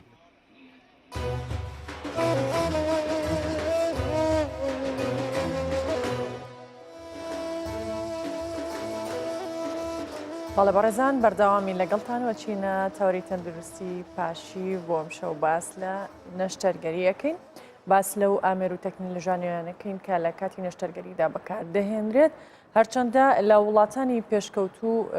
زۆر ئامێر هەیە کە سوودی لێ وەردەگرێت لە کوردستانیش خۆشبەختانە توانراوە بەشێکی زۆری بهێنرێتە ئێرە یاخود خەڵک بتوانێت سوودی لێ ببینێ. بۆ قسەکردن لەسەر ئەم بابەتە بەتایبەت لە مانگی ڕەمەزان بۆ کەسانی کە نەشتەرگەریەکەن یان چارەسەری پزیشکی وەرەگرن ئایا ئەتوانن بە ڕۆژوو بن یان نایان چەندە کاریگەری لەسەر نەخۆشیەکەیان هەیە لە ستۆدیۆ لەگەڵ ئێمە دکتۆر سامان تاهیر شوانی پزیشکی پسپۆڕی نەشتەرگەری گشتی ئامادەیە. دکتۆرم کاتت باش زۆر بەخێر بێت. کاتتان باش زۆر سپاس. باسی تەکنۆلۆژیام کرد با یەکسەر لەو پرسیارەوە دەست پێ بکەم کە جۆرێک چارەسەریان پشکنین هەیە نازوورە. نازوور چییە؟ لەناو خەڵک ئەم قسەیە زۆر باسەکرێت دەوترێت کەسێ نازووری بۆ کراوەیان شێوازەکە بۆی خەڵک بەرچاوی ڕوون بێ بۆ کێ ئەنجام بدرێ و ئایام تەکنۆلۆژیای لە کوردستان نوێیە یان پێشتریشە بۆ و لە کوردستان زیاتر باسەکرێت. سەرەتا لە پێناسەیەکەوە دەست پێ بکەین نازۆر بریتە لە ئەنجامدانی نەشتەرگەریەک لە ڕێگەی تەکنۆلۆجیایەکی تازەوە کە لە ڕێگەی چەند کونێک یاخود چەند کونێکەوە لە جەستەی مرۆڤەکە ئەنجام دەدرێت. ئەم کونانە بریتین لە بەدیلی نەشتەرگەری کلاسیکی و تەقلیدەیەکەوە لە ڕێگەی برینێکی گەورەوە ئەنجام دەدرا. ئەوەکو پێناسەیەکی نازوور طبعا سەرەتا لە ڕێی یەکێک لەو کونانەوە لە ڕێ یەکێک لەو فەتحانەوە کامێرەیەک تەلسکۆپێک دەچێتە ژوورەوە بەپی ئەو ئەندامەی بەپی ئەو شوێنەی کە دەمانەوێت نەشتەرگەرێکی بۆ ئەنجام بدەین پاش ئەوە کونەکانی تر یاخود فەتحەکانی تر لەژێر ڕێنمایی و چاودێری کونی یەکەم کە کامیرا و تەلسکۆپەکەیە دەبرێنە ژوورە و نەشتەرگەرەکەی پێ ئەنجام دەدرێت. سەبارەت بە تازەی یاخود کۆنی ئەم تەکنۆلۆژیای و گەشتنی بە کوردستانی خۆمان خۆی لە دنیای وڵاتە پێشکەوتوەکاندا تەکنۆلۆژیاکە تەکنۆلۆژیاکی زۆر تازە نییە وە لە وڵای ئێمە هەندێک بە تازە ناوزەر دەکرێت بەڵام هەند تازە نییە ئەتوانین مێژوەکەی بگەڕێنەوە بۆ سەرەتای وەکو فکرە طبعاً نەوە وەکو تەکنیک و وەکو پێشکەوتنێکی کتوب پڕکە لەو ساڵانەی ئەخیردا جیهان پێشکەوتنێکی تەکنۆلۆژی زۆری لە هەموو بوارەکانی هەندەسی بواری طبی سەرجەم بوارەکاندا بەخۆیەوە بینیوە وەکو فکرێکی سەرەتایی ئەتوانین بیگەڕێنەوە بۆ ساڵی سەرەتای ساڵانی 1970 لە ساڵی 1902 یەکەم جار وەکو پشکنینێک ئەم نازورە ئەم هەناوبینە بەکار هات لەلایەن جۆرج کەڵینگ کە زانایەکی یاخود پزیشکێکی ئەڵمانی بوو لە ساڵی 1902 لە ساڵی 1910 زانایشتری سویسری دیسان بەکاری هێنا لەوی ئەو زانە ئەڵمانی کە بەکاری هێنا لە ساڵی 1902 لەسەر ئاژەڵی سەگ تاقی کردەوە بەڵام لە ساڵی 1910 زانایشتر بە ناوی کریستیان جاکۆبیس سویسری بوو لەسەر مرۆڤ تاقی کردەوە ئەمە وەکو سەرەتایەک وەکو فکرێک دەربارەی نازور کە سەرەتا سەری هەڵدا بەڵام بە شێوەیەکی واقعی و بە شێوەیەکی عملی کەی چوە بواری جێبەجێکردنەوە لە کۆتایی ساڵانی هەفتاکان و سەرەتای ساڵانی هەشتاکاندا نەشتەرگەری نازور بۆ چەند ئەندامێکی جەستە وەکو گرێی ڕەحم وەکو حەملی خارجی لە ئافرەتان وەکو چیسی هەلکەدان بەکار هات بەڵام بە شێوەیەکی ئەو تۆ نەبوو کە بخرێتە ژێر تیشکی توێژینەوە زانستەکان ڕیکۆرد کرێت ئەو سەردەمە ئەوە جێگای باسە ئەتوانین بڵین باوکی یاخود پایۆنیری نەشتەرگەری نازور بریتە لە ئیرێک مۆهەیە کە لە ساڵی کە خەڵکی وڵاتی ئەڵمانیا بوو لە ساڵی 1985 بۆ یەکەم جار بە تەواوی وەکو تەکنیک و تەکنۆلۆژیای پێشکەوتوو یەکەم نەشتەرگەری لابردنی زراوی بە نازور کرد پاشەوەش چەند نەشتەرگەریشتی نزیکەی 94 نەشتەرگەری ترشی ئەنجامدا بەپێی ئەو سەرچاوانی کە باز دەکەن ئەو توێژینەوانی کە باز دەکەن پاشەوەش وردە ئەم زانستە و ئەم تەکنۆلۆژیا پێشکەوتین بەخۆوەدی لە ساڵی 1970 زانای تری فەڕەنسی پزیشکی تری فەڕەنسی پەریان بەم بوارەدا و چەندین نەشتەرگەریان ئەنجامدا سەبارەت بە کوردستانی خۆمان ئەتوانم بڵێم لە ساڵی 2003 ئەوەندەی من زانیاریم هەبێت ئەگەر هەڵە نەبم تیمێکی پزیشکی لە کارمەندی تەندروستی و لە پسپۆڕی نەشتەرگەری چون دەورەیەکیان کرد چون ڕاهێنیان لەسەر ئەنجامدانی نەشتەرگەکە بە نازور کرد و هاتنەوە لێرەوە لە پایتەختی هەرێمی کوردستان تەطبیقیان کرد و وردە تەکنۆلۆژیاکە لێرەش پێشکەوتووە ئەتوان بڵێم تا حاڵی حاضر زۆرێک لە نەشتەرگەرەکانی کە پێشتر بە فتح دەکرا بە تاریقە تەقلیدیەکە دەکرا ئێستا لە ڕێی نازورەوە ئەنجام دەدرێت باشە گەر مادام زۆرێکی ئەکرێت ئەوەی کە ناکرێستە لە کوردستان چییە زۆرە ژمارەکەی یان ئەو نەشتەرگەرانی کە لە ڕێی نازورەوە لە کوردستان ناکرێت و لە دەرەوە ئەکرێت بەشێکی ئەتوانم بڵێم بەشێکی هەرە زۆری خۆی بابەتەکە قسە زۆر هەڵەگرێت ئەگەر بچینە تەفاسیلەوە لەوانەیە چەند سعاتیش نتوانین وەڵامی دروستی پرسیارەکە بدەینەوە ئەتوانم بە شێوەیەکی گشتی بڵێم بەشێکی زۆری ئەو نەشتەرگەرانی کە لە جیهاندا بە نازور دەکرێت لێرەش دەکرێت ئەوەی کە پەیوەندی بە پسپۆڕی خۆمەوە هەیە لابردنی ڕێی خەڵک کوێرە بە نازور لابردنی چیسی زراو بە نازور لابردنی چیسی هێلکەدان بە نازور لابردنی بەشێکی قۆڵۆن بە نازور ئەمانە هەمووی لابردنی ئامانجەکە چیە تەنیا با بڵین ئامانج لە بەکارهێنانی نازور ئەوەیە کە ئەو کەسە با بڵین پێستی نەکرێتەوە یان فەتحی بۆ نەکرێت بەڵێ ئامانج لە نەشتەرگەری بە نازور بریتە لە ئەنجامدانی نەشتەرگەریەکە و گەیشتن بە ئامانجەکانی نەشتەرگەریەکە لە ڕێگەی کەمترین برینەوە بۆ خۆی برین کە بچووک بوو زۆرێک لەو کێشە و مزاعفات و گرفتانی کەوان نەخۆش لە پاش نەشتەرگەری پێوە دەناڵێنێ پەیوەندیەکی ڕاستخۆی بە برینەوە هەیە بۆ نمونە هەوکردنی برینەکە ئەگەری کەمترە نەزیڤبوونی جێبرینەکە ئەگەری کەمترە بوون بە فتق لە جێی برینە تەقلیدەکە ئەگەری زیاترە لە وەک لە نازوردا ئەگەرەکەی کەمترە بوونی ئیلتیساقات لە ناو زگ بۆ نمونە ئەگەر ئەو شتێک کە باسم کرد پەیوەندی بە پسپۆڕی منەوە هەبێت لە عملیاتی فتحدا لە طریقە تەقلیدەکەدا ئەگەری ئیلتیساقات و پێوەنووسانی ڕێخۆڵە لە ئایندەدا لە چەندین مانگ چەندین ساڵ لە پاش ئەنجامدانی نەشتەرگەرەکە زۆر وارێترە لەوەی کەوا بە نازور دەکرێت و ئامانجێکی تری لە پشت مەسەلەی نازور بریتە وەکو باسم کرد گەیشتن بە ئەنجامەکانی نەشتەرگەرەکە بە کەمترین زیانی جەستەیی و معنەوی و ئابووری و لانی دەرونیش گرنگە و بریتە لەو پێکانی و ئامانجی کە بە کەمترین وەقت نەخۆشەکە هەستێتەوە سەر پێی خۆی بە کەمترین وەقت نەخۆشەکە بتوانێت نەخۆشخانە بەجێ بێڵێ چونکە باسی هەستانەوە دەکەین لە ناوجێکەوتن بۆ خۆی کۆمەڵێک کێشە و گرفت و مزاعفاتی بەدوودادێت ناو نەخۆشخانەمانەوە کۆمەڵێک دەرد و بەڵاو کێشە و گرفتی بەدوودادێت طریقی نازور وا دەکە ئەم کێشە و گرفتانە بە شێوەیەکی گشتی زۆر کەم بێتەوە باشن ڕێگەی نازور هیچ مزاعفاتێک هیچ لایەنێکی نەرێنی نییە بەڵێ بێگومان هیچ نەشتەرگەرێک لەسەر تاپای دنیادا نییە بڵێن هیچ مزاعفاتێکی نییە سەرەتا بە نازور دەوترا مینیمم ئینڤیزیڤ سێرجری واتە نەشتەرگەریەک بە کەمترین زیان بۆیە دەمێ تەرکیز لەسەر ئەو خاڵە بکەمەوە دوای ئەوە سەیریان کرد نەشتەرگەریەکانی نازوریش تقریبا هەمان ئەو خطورە و هەمان ئەو مزاعفاتانە ئەگەر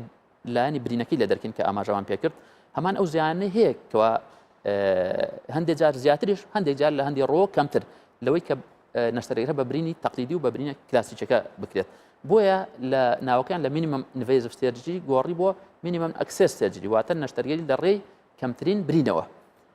بۆیە بە شێوەیەکی گشتی دەتوانم بڵێم بڵێ بێگومان بێ مزاعفات و بێماک و بێکێشە و گرفت نییە باشە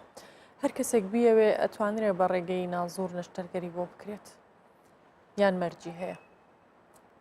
ئەوەش دەوەستێتە سەر بوونی نازورەکە لەو شوێنەی کە جەنا بدیاخوت هەر کەسیشتر هەر نەخۆشێک دەوێت نەشتەرگەری بە نازور بۆ ئەنجام بدرێت ئاخۆ ئەو ئەدەوات و ئەو ئالەتانەی کەوا پێویستە بۆ نەشتەرگەریەکە بەردەستن بەڵام ئەوی کە پەیوەندی بە نەخۆشەکەەوە هەیە هەندێک نەخۆش تۆزە زەحمەتە یاخود نسبیە نەوەک بە مطلقی شتەکە ڕەهانیە ناتوانێت ئەنجامدانی نەشتەرگەری بە نازور بکەن بۆ نمونە یەک لەوانە جیرانی ڕیخۆڵە بۆ نمونە یەک هۆکاری تر هەیە وەکو بوونی ئیلتساقات بوونی پێکەوە نووسان لە ناو ڕیخۆڵە پێشتر ئەگەر نەخۆشەکە نەشتەرگەری زگی بۆ ئەنجام درابێت لەو حاڵەتە ئەنجامدانی نازور هەندێک زەحمەتە بێ وەکو باسی کرد شتەکە ڕێژەیە ناڵین مطلقاً نابێ بەڵام تا حدێک ناکرێت ئەگەر نەخۆش زەردووی هەبوو ئەگەر نەخۆش عەجزی کلێ هەبوو ئەگەر نەخۆش هاتوو هەندێک نەخۆشی دڵ ئیسکیمیک هارد دزیزی هەبوو جەڵدە زەبحی سەدری ئەگەر نەخۆشەکە نەخۆشی درێژخایەنی قەسەباتی هەبوو ئەگەر هاتوو نەخۆشەکە لە ئافرەتێک بوو لە مانگەکانی کۆتایی دووجیانیدا بوو ئەگەر هاتوو نەخۆشەکە پێشتر پەردەی پێرتۆنەمی ناو زگی بۆشای پێرتۆنی ناوسکی ئیلتیابێکی کردبوو تووشی ئیلتساقاتی ڕێخۆڵە بوو دیسان ئەوانە هەمووی برینتر لەو حاڵتانێکەوە نەشتەرگەری بە نازور هەندێک زەحمەت دەبێت هەروەها هەندێک جار ئەمەشیان مەسەلەی قەڵەوی دیسان شتێکە دوولایەنە هەندێک جار نەشتەرگەریەکە بە نازور ئەگەر ئەنجام بدرێت زۆر باشتر لەوەی کە بە فتح ئەنجام بدرێت بەڵام لێرەش قورساتی و گیر و گرفت دێتە پێشەوە ئەگەر نەخۆشەکە زۆر قەڵەو بێ لەوانەیە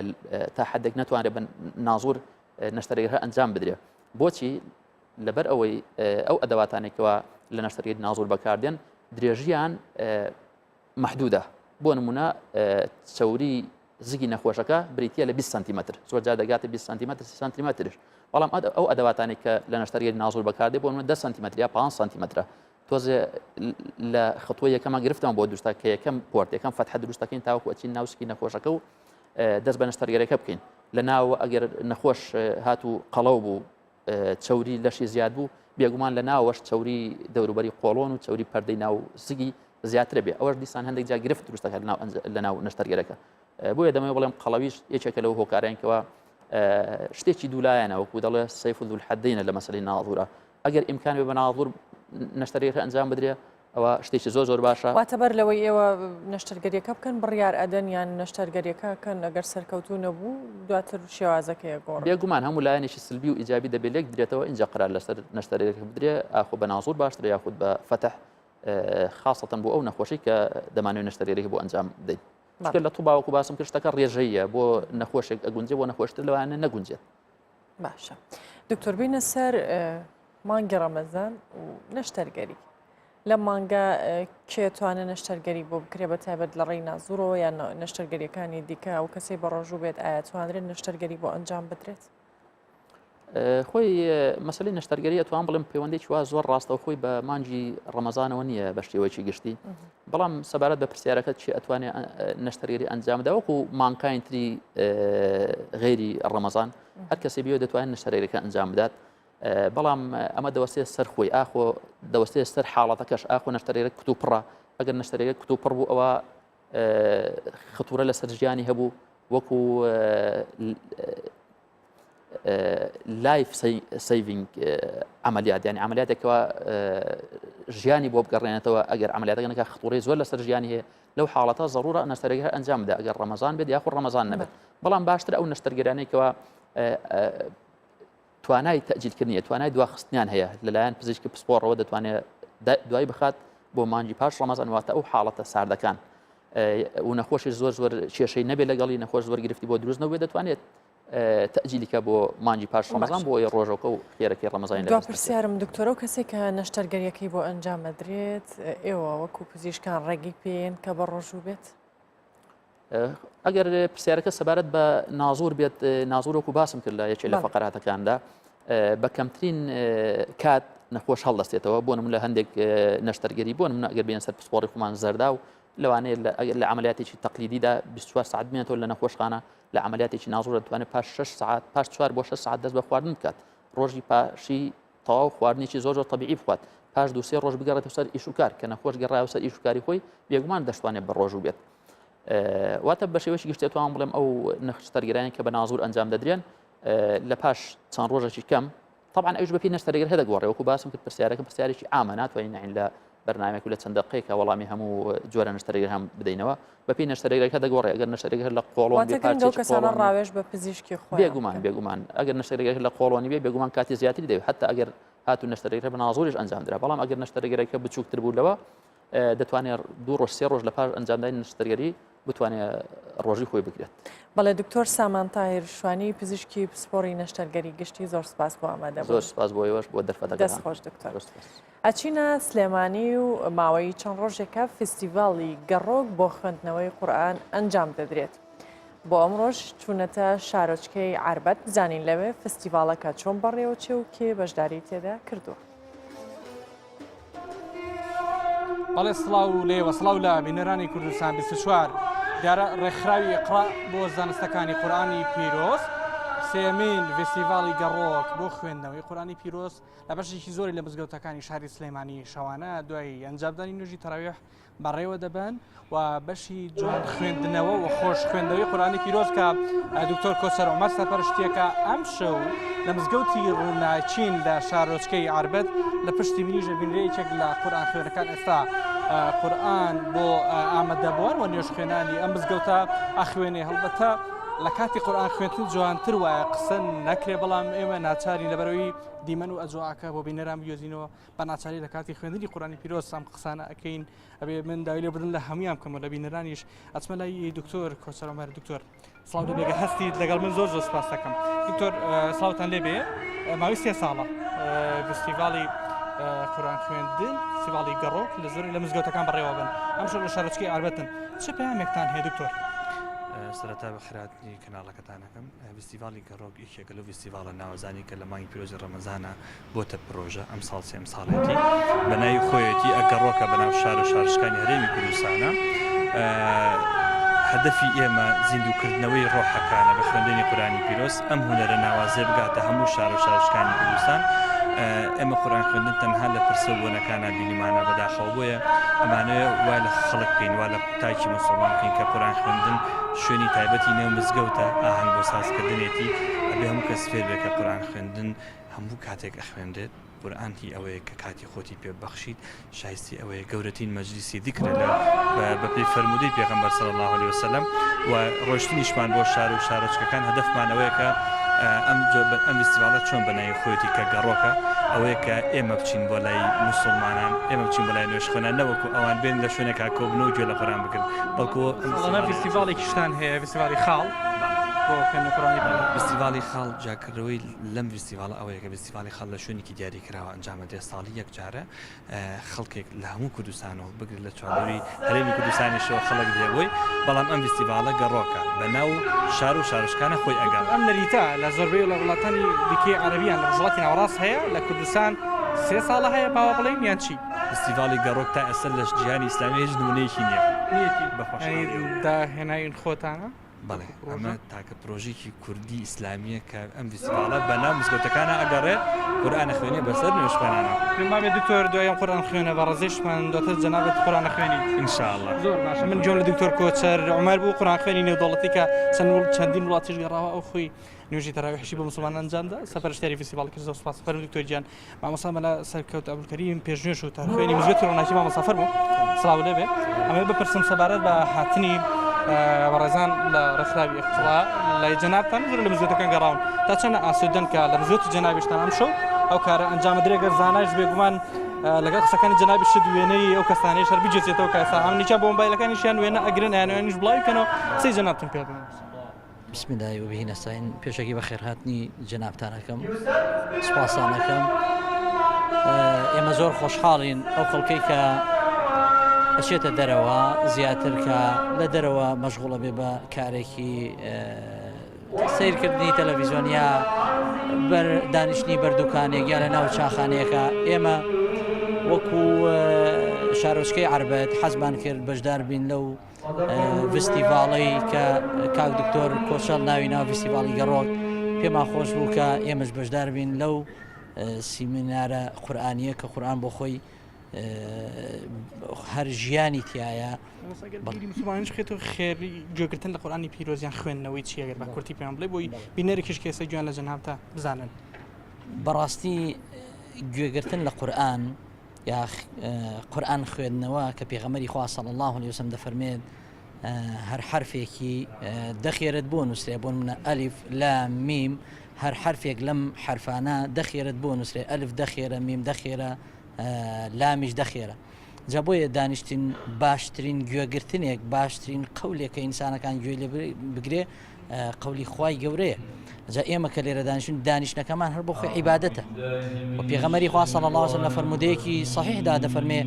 ئەو کەسانی کە لە مەجلیسی زیکرا دانیشن هیچ کەسێکیان ناچنە دەرەوە تا خوا لە تەواوی تاوانەکانیان خۆش نەبێت. زۆر سپاس بۆ مامۆستا مەلا سەرکەوت عەبدولکەریم سپاس بۆ جەنابەت. پێشنیژ و تەرخێن لە مزگەوتی ڕۆناکی لە شارۆچکەی عربەت و باسی خێر وەزرەکەی کرد. دکتۆر کۆچریش باسی لەوە کرد کە بۆ ئەوەی تەنها مەجلیسی قورئان مەجلیسێکی حوزن و بێتاقەتی نەبێ بەڵکو قورئان خوێندنە بێ شادی ئاهەنگی بۆ بجێڕێ. منیش مایکەکە لای دکتۆر جێ ئەهێڵم ئێوە چەند دەقەیەک بێگومان کە ڕەنگە حەز بکەن گوێتان لە دەنگی دکتۆر کۆچەر عومەر قورئان خوێنی نێودەوڵەتی بێ. منیش ئێرە مایکەکەی خۆمدانم. ولا تجد لسنتنا تحويلا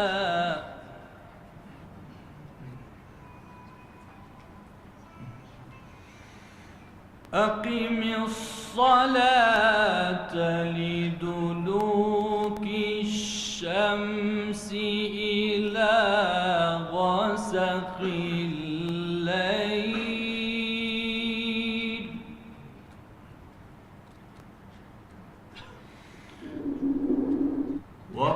وقرآن الفجر إن قرآن الفجر كان مشهودا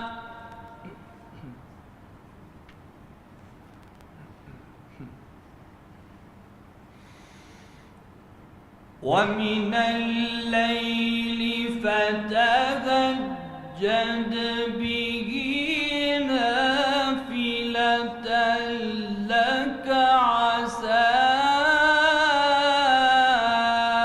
أن يبعثك ربك مقاما محمودا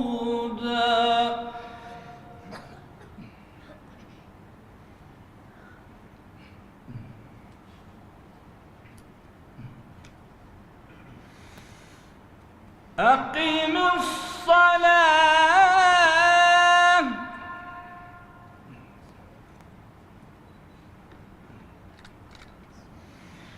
أقم الصلاة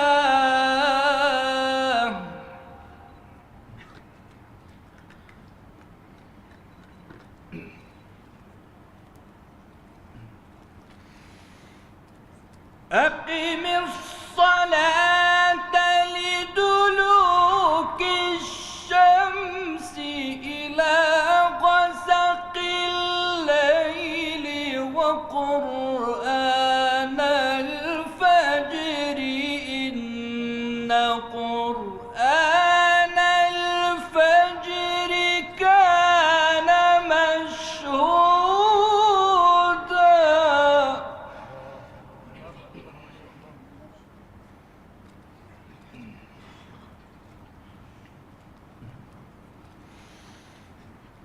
ومن الليل فتهجد به نافلة لك عسى أن يبعثك ربك مقاما محمودا.